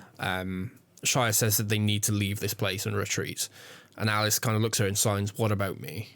And the way the doctor looks at her. Well, it's the way Shia looks at her. Shia looks so like upset, and she kind of says, "I'm sorry, you're contaminated." And then Alice starts crying, and she says, "But my daughter." Oh. She's really good in this, I think. Yeah. We'll get on to that at the end, but yeah. So Mo asks if they can maneuver her to the ship without turning her around. She says, "We can't just leave her. Can we just get her like into the ship?" And the doctor turns around to like kind of face Mo and says, "She's not leaving the planet with that thing on her back. That's what it wants." And Alice is like crying, and she she speaks to the doctor and she says, "Please don't turn your back on me."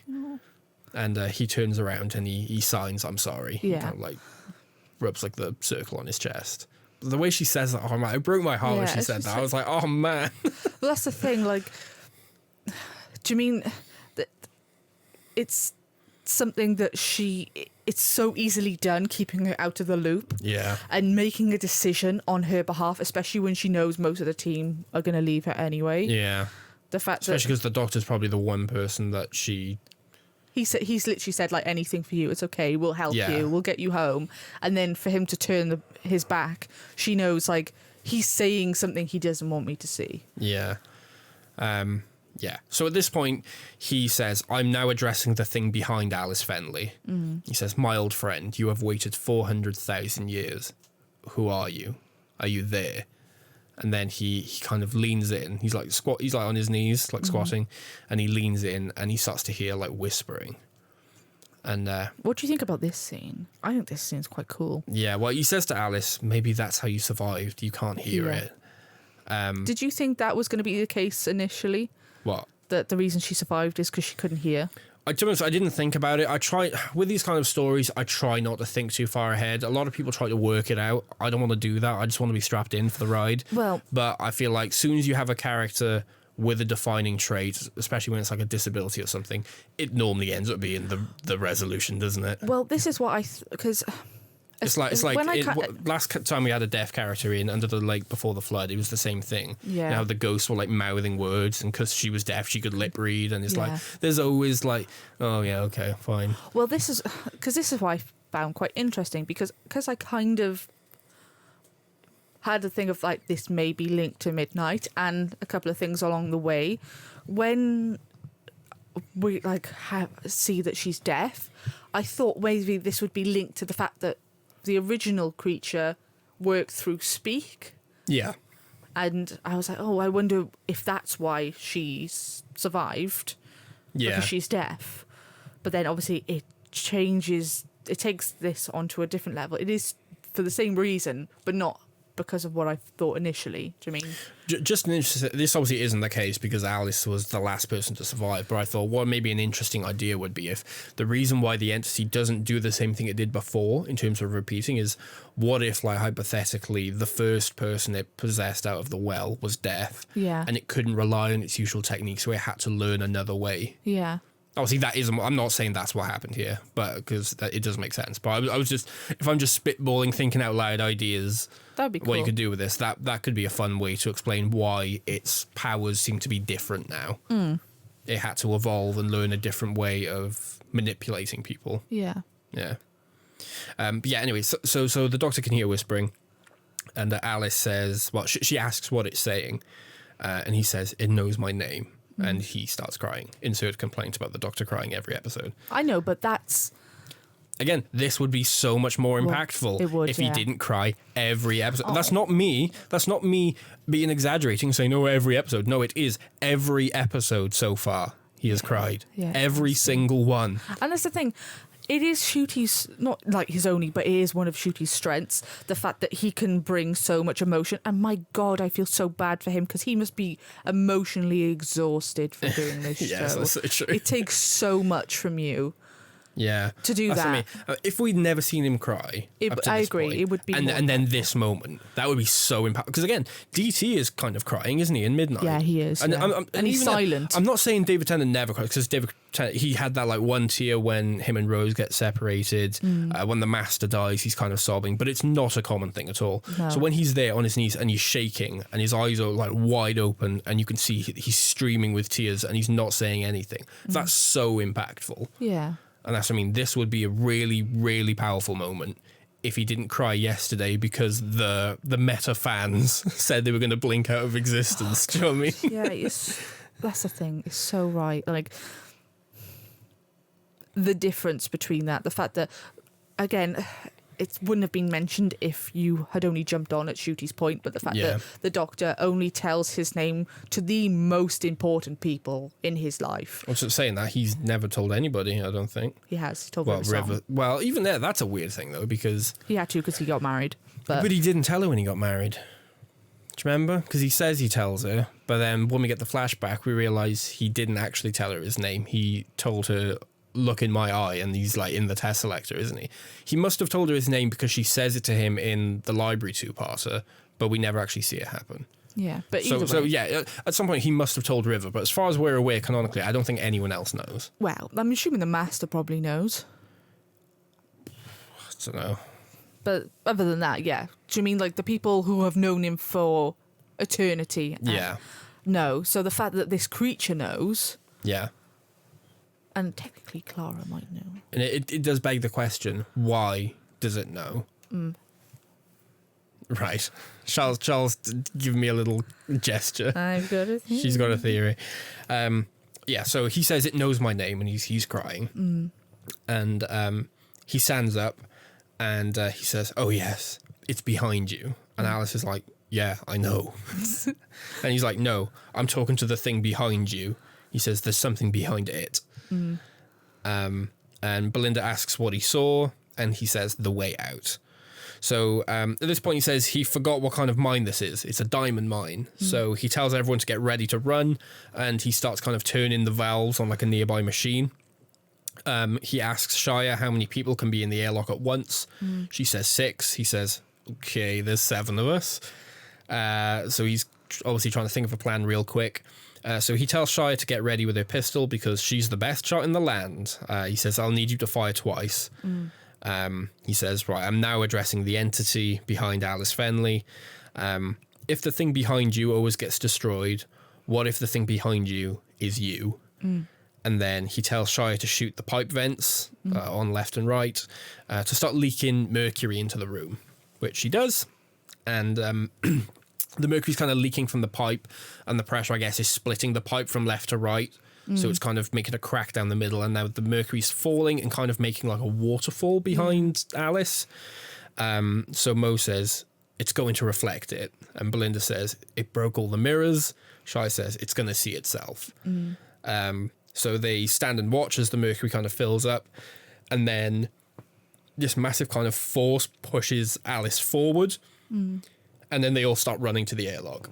So seemingly it looks like it worked, and the thing saw its own reflection, or Alice saw the... I don't know, but... It saw its... It saw its own reflection?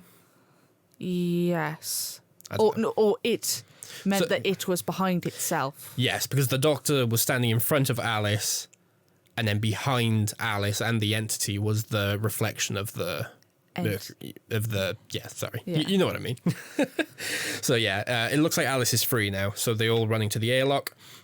And as they're sprinting down, the Doctor stops in like a hallway, and Belinda says, whoa, we can't stop. But the Doctor says, no, I need to see it. That would be me. I find that really interesting, do you know what I mean? Because the Doctor's so, like... We know he's an inquisitive person, but this is such a personal thing for him. He's like, I need to see it. I need to see what it looks like. Because that's the thing, because in Midnight, again, we don't know if this is the same thing, but in Midnight, he doesn't see it either, does he? No. Like, people say they see something. No, the only one who doesn't. ever says they see something is that one driver, isn't it? He says, like, oh, I saw something over there. It was like a shadow. Yeah. But that's it. That's the only description we ever get. Yeah. But yeah, at this point, the Doctor's looking, and there's something lurking in the shadows. What do you think about this little creature? Because it's quite small, isn't it? It's interesting because... Right, so here's where I stand on this. One, I think if you're going to show it, it was handled quite well because we still don't see what it looks like in terms of... I still don't know, is it humanoid? Is it like... I don't know what shape it has. I also don't know what kind of texture it has. Is it furry? Is it slimy? I don't know what it is.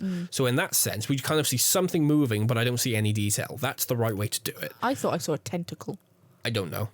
But at the same time, there is a part of me that liked the Midnight method of show nothing. Because if you show nothing, is that thing of you don't even know if it has a corporeal form. It could be humanoid. It could just be like a living shadow. It could be a tentacly monster. It could be... But as soon as you know roughly what it is, I'm not going to say it doesn't become scary, but it loses something along the way. The mystique.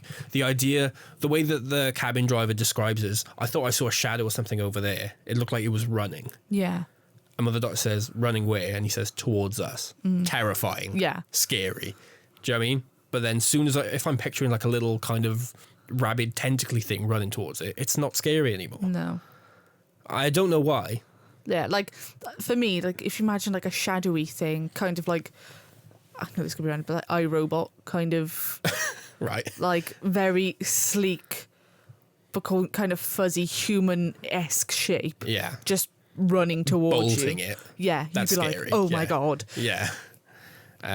Yeah. So I don't know. I think if you're going to show something, this is probably the best way you could have done it. Yeah. But at the same time, I maybe just wouldn't have. Yeah. That's Do you fair know what I mean? enough. Yeah, so Shire tells Troopers 7 and 9 to go first and get Alice out of the airlock. So they go into the airlock, and there's a little thing I did notice here, which kind of gives this away. I'll come back to this in a minute. But at this point, like I say, Alice and 2 of the Troopers are on their way out. Everyone else is inside, and the lights start to flicker, and there's like a big kind of like earthquake, and the room shakes. So everyone's like, what was that? And then the airlock becomes ready to use again. Yeah. And Mo was like, all right, cool, ready, well, let's go. And the Doctor says, well, we're not going anywhere. And he doesn't say anything, but it's clear that he thinks it's here with them. Yeah. And they're all kind of like looking at each other. And Mo says, well, it's not me. Which you would say, wouldn't you? How quickly did you clock on to this? To what? To, well... Yeah. Who it's attached to. Before this scene. I'll tell you in a minute. Okay. So Mo says it's not me. Shire says it's not me. The Doctor says I don't think it's me. And Belinda's kind of crying. She says it's whispering. And she says she's sorry. But the Doctor says no, it's not your fault. So at this point, he says, take me, stand behind me. And Belinda's like, no, what are you doing? And he's like, I promise to keep you safe. So he kind of invites the entity, says, you can walk the universe on my back as long as you let her go free. So Shire asks the Doctor if humans are built the same way as they are. I can't remember what species they're supposed to be called. I think this is quite... I like that. I like the fact that she checks. Yeah. Well, again, this happened in Robot Revolution, didn't it? When... Belinda relocates that guy's shoulder. But yeah, the Doctor's like, yeah, more or less. And she says, a shot 3 millimeters above the superior vena cava of the heart could mean death, or it could mean the narrowest of survival, whatever that means. So the Doctor says, no, obviously. Yeah. But what she says is all you need is a very good shot. And she kind of stands in front of Belinda and aims her pistol at her. She says, I am. And Belinda says, no, you can't, it'll go to you. And Shire says, it's my job. And she shoots Belinda right in the chest, who then like collapses immediately. Mo runs over to try and resuscitate her, check she's okay, and Shia just starts running. Question. Yes. Something that I had at the time, which we get to later on. Yeah. So at the point, she shoots Belinda, and Belinda and Mo are standing in front of Shia. The doctor's standing behind with his eyes open. Say that again? So the doctor's facing Belinda. Yes. And Shia comes round between the two of them, shoots Belinda. Belinda obviously goes down. Yeah. And then Mo runs to Belinda. Yeah. But the doctor's standing behind Shia. So at that point, my brain went, why didn't he? Why wasn't he crushed? I don't know. I'm willing to bet you maybe don't remember the positioning of this. But I got two theories about this. But I'm pretty sure when Shia steps in front of Belinda, the doctor walks off to the side. I don't think he stays still. I'm pretty sure he shimmies over to the left. Does he? I'm pretty sure he does. Either way, I thought this because, well, we'll get there in a second. I'll get back to all my freaking theories. Yeah, okay. So the doctor's chasing Shia down. He chases it to central control, and he realizes she's standing at the top of the well. And she looks back at him, and she just falls backwards and basically jumps down the big pit. And the doctor obviously yells, "No!" And she's just falling. Yeah. And at this point, we just cut forward to the inside of the TARDIS. And the doctor is tending to Belinda, who's lying on the floor. And she's got like a bunch of wires and stuff plugged into her. She's like, "Oh, my heart." And he says, "It's okay. Super skin stitching. It's all mending." She asks what happened, and he says, "It's gone." She says, "What happened to Shia?" He says, "She's gone. I'm sorry." And she says, "Did it work? Are we safe?" And he says, "Yes." Should we speak about Shia? Oh, that scene is so sad. What do you mean? Well, Shia pegs it down the hallway. Yes. And the doctor runs after her. Yeah.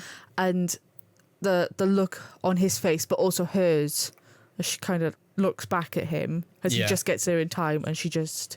Yeah. Oh, it's so sad. Yeah. She just throws herself into the well. My God. Again, it's the fact that like Belinda says, "You're going to die if you do this," and she just says, "It's my job." Because when she's running to the well, we get her. I can't remember exactly what she says. I didn't write it all down, but she's kind of having this like internal monologue of the experience she had as a child and growing up to be what she wants to be. And she said she wanted to help people and protect people, and that's what she died doing. So yeah, it's good. But yeah, let's say in the TARDIS, everything seems okay now. But Belinda looks at the doctor and says, "They've never heard of the Earth." And she says, "What happened?" And he says, "I don't know."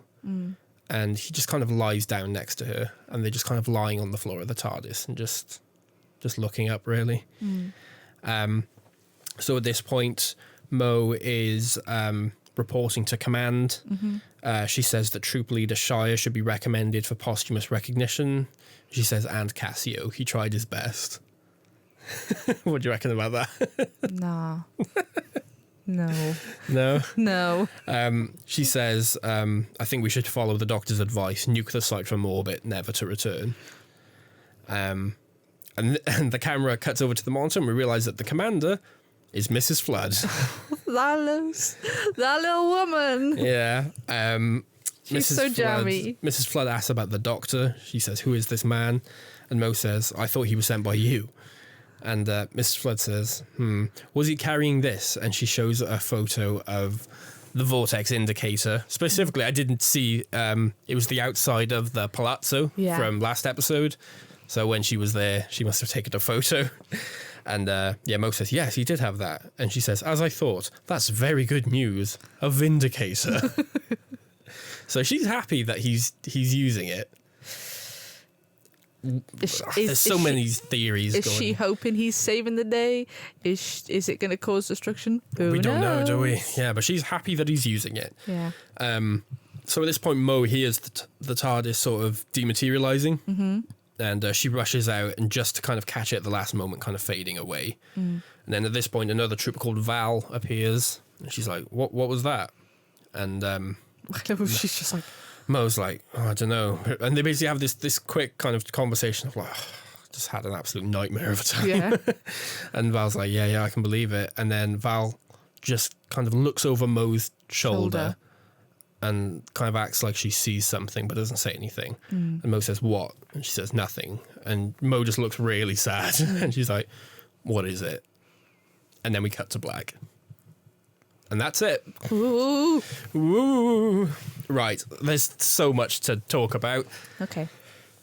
Where do you want to start? Do you want me to, right, I'll start with my theory at the end of this. Okay. So we're obviously assuming that this creature survived and left on Mo. Yeah. My theory is the fact that Belinda did have the creature. However, from what I remember, she uses paddles, doesn't she, to resuscitate her? Yeah, it looks like she's got like a defibrillator of sorts or something. That stops your heart and then restarts it. That sounds like electric pulse to kind of like, ba-doom. Yeah. What if that technically classed as killing her? And that's why it passed over. Because she didn't technically kill her, she was still alive, but obviously not in a good way. Right, here's something that's interesting, That's one theory. right? Is I don't know that for certain. so but when Alice gets in the airlock with the other two troopers, there's 3 of them in there.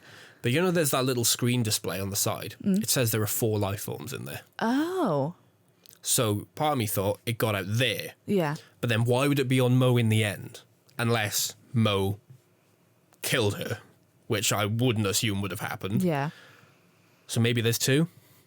Maybe there's more than one. Because again, if it was on Alice when she went out of the pod, why did Belinda hear whispering? Yeah.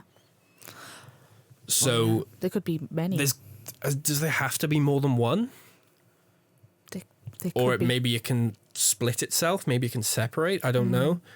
But that's me. I don't think there's a way to explain this with there still being one entity. Do you know what I mean? I don't know. Either way, it's just interesting. Because there has to be one in that airlock, because the airlock says there's 4 life forms, even though there's only 3 people in there. So the one on Alice still has to be there, right? Yeah. Or on one of the soldiers at least. So that's one accounted for. There's one on Belinda because she can hear the whispering, which then passes over to Shire when she shoots her, because we get this cut, don't we, where you see like a quick breeze and you get she can feel something. So she runs over to the well and she falls down. So that's a second one. But then there's a third one that's on Mo as well. Oh, I've got something even worse. What? What if it's learned? Go on. And before it learned that if it spoke first, they would attack the other person. Yeah. What if it learned that they knew now that when it whispers that it's there, so it's still attached to is it Alice? Yeah. However, it's projecting the whispering to others. Possibly. So it's like making others... So it made Belinda think it was on her even when it wasn't. Yeah, so they attack. So it takes them out and has more of a chance of survival. But that still doesn't explain how it gets onto Mo. Again, maybe it can move. We don't know. But why, if it was in the airlock already, why would it move? Well, it can... Again, you could argue the only reason it was attaching initially was just to escape. I don't know. There's so many questions. But once it's escaped, it could just move around just to get further. Yeah, that's the thing. I think in some ways there are some things done in this episode which you can argue take away from the mystique of what the thing was in Midnight. Like I say, I don't think we should have seen anything personally. Yeah. But it opens up so many more questions than even Midnight had. Do you know what I mean? Because I feel like most of the questions for Midnight still stand. Even though we saw something, we still don't know what it looks like. I feel like Midnight's questions are quite encased. Like they're just around midnight, whereas like I think this could spread. Yeah. And I've got a theory for that, which I don't know when you... My only thing with this now, and this isn't like a logistical question, but this is something about the show going forward. Does this mean the Midnight Entity has escaped from the planet Midnight?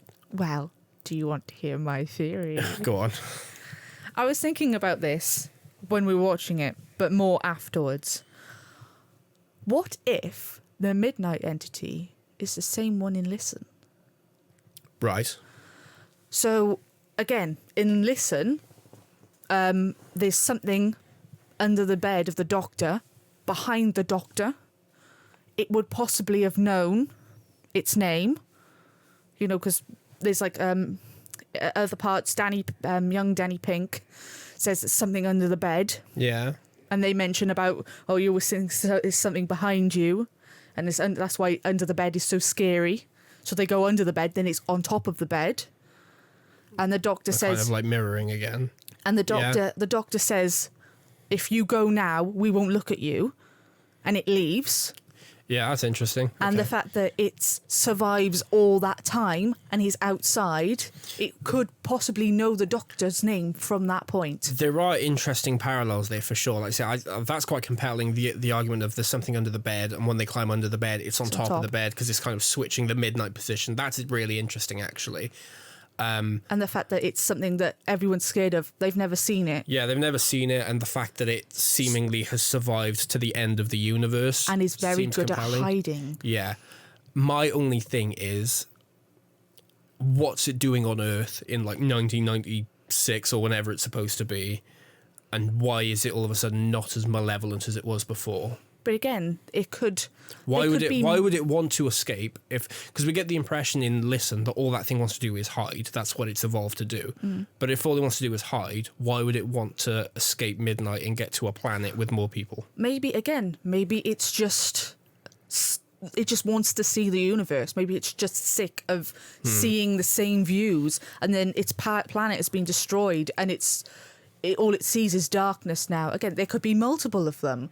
We don't know. It learns on the way. It changes. Maybe it's just adapted. Maybe they're the same creature, but it's just different variations of them along through space and time. And that's why Doctor often says you hear something, or that you can't quite explain. You feel something. You sense something that isn't there. Yeah. Maybe they're the same creature. Maybe it's the same thing. Maybe. I think that's quite an interesting one.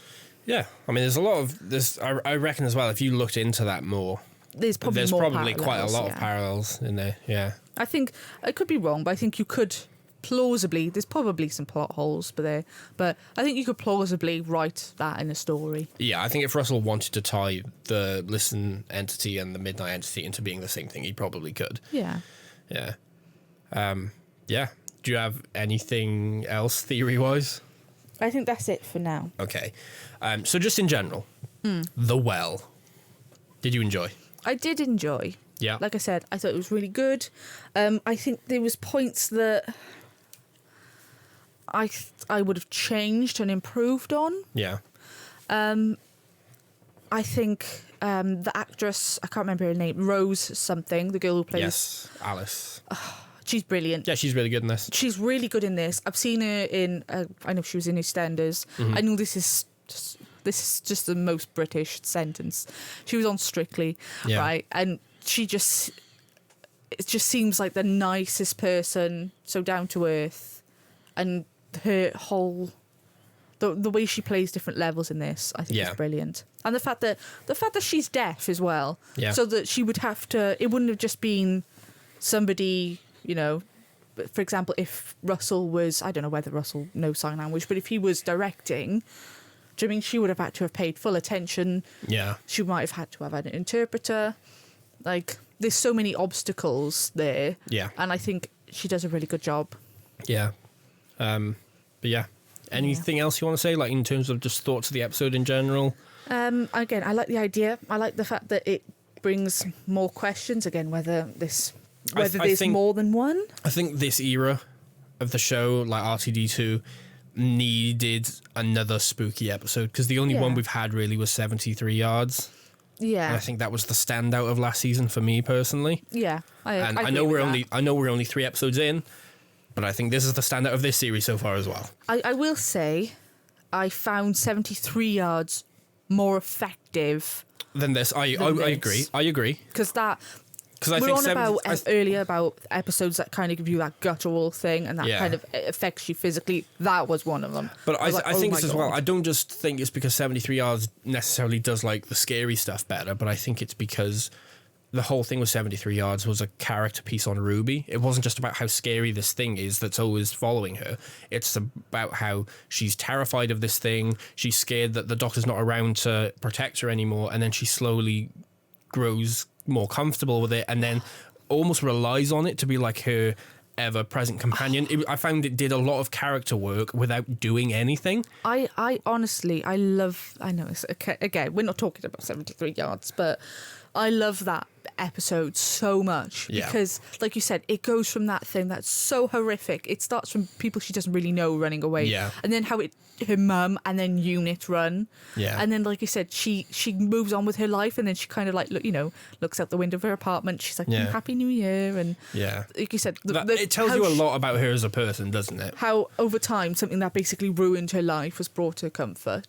And I think that's why I think that episode works for me. It's not just about how scary it is, it's about how it works as a story as a whole. With this, I think it does the scary stuff really well. But in terms of an actual story, I think this is like a 7 out of 10 for me. I enjoyed this a lot. I think this is my favorite of this season so far, but I still don't think it holds a candle to Midnight as an episode. And I know this is a thing, but what do you feel about Russell's statement on Instagram that you showed me? Which the one about it's a good episode, but he said he thinks it's going to knock Blink. That was Moffat. That wasn't Russell. Oh, it was Moffat, was it? Well, what do you think about that? For context, Stephen Moffat posted something to Instagram, basically with the title card of this episode, and he basically said it was really good. It might have knocked Blink off the podium or something to that effect. No, Blink is a better episode than this. Despite my rant last week about Blink not being the best episode of Doctor Who, like I like this episode a lot.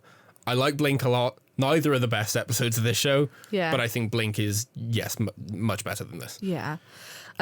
Things I would change, because why not stick a cheeky couple of those in. I know I hate him, but I genuinely think that Cassio's character isn't needed in this. I think it kind of retracts from things. I think he's there to basically be the catalyst to show that the creature still is reliant on turning people against each other, and you can't do a story like that when everyone is very reasonable and very logical. You need someone who's emotion driven and someone who's going to cause conflict. Do you know what I mean? It's like Midnight wouldn't have been as effective if you didn't have that family there, with Jethro and the mum and the dad, because they were the ones that, the father was the one that was like, oh, I'll throw him out, and the woman was the one that was, she says at the end, I knew it was her all along. Do you know what I mean? It's like you need those slimy, horrible people. I felt like they were more effective. I agree. Like I hated felt that. Like more real characters, where Cassio didn't. For me, I just kind of felt, and again, the whole thing of him overruling Shire, I was like, this feels like unwarranted, and maybe that's the whole point, but it feels like he's just been waiting for this. This was just an excuse for him to overrule her. Like he doesn't take her or the Doctor or anyone else, his superiors, seriously. Maybe that's the point. It's hard for me to comment about whether or not they're realistic or not, because I don't really know any soldiers. Do you know what I mean? Like I feel like the family in Midnight, we've all met people like that. Especially if you've worked in like retail or something. We've dealt with those kind of people, do you know what I mean? But like a soldier who's kind of a bit power mad, I don't know anyone like that, so it's hard for me to say whether or not it's contrived or whether there are people like that, because I don't really know anyone. That people are like that, but I think it retracts from the story too much for me. I think it would have been more effective, other than him having his little sarky or degrading comments here, there, and everywhere. I think it would have been made more sense if people were, very level-headed. Sorry. And then had come to the conclusion at the end.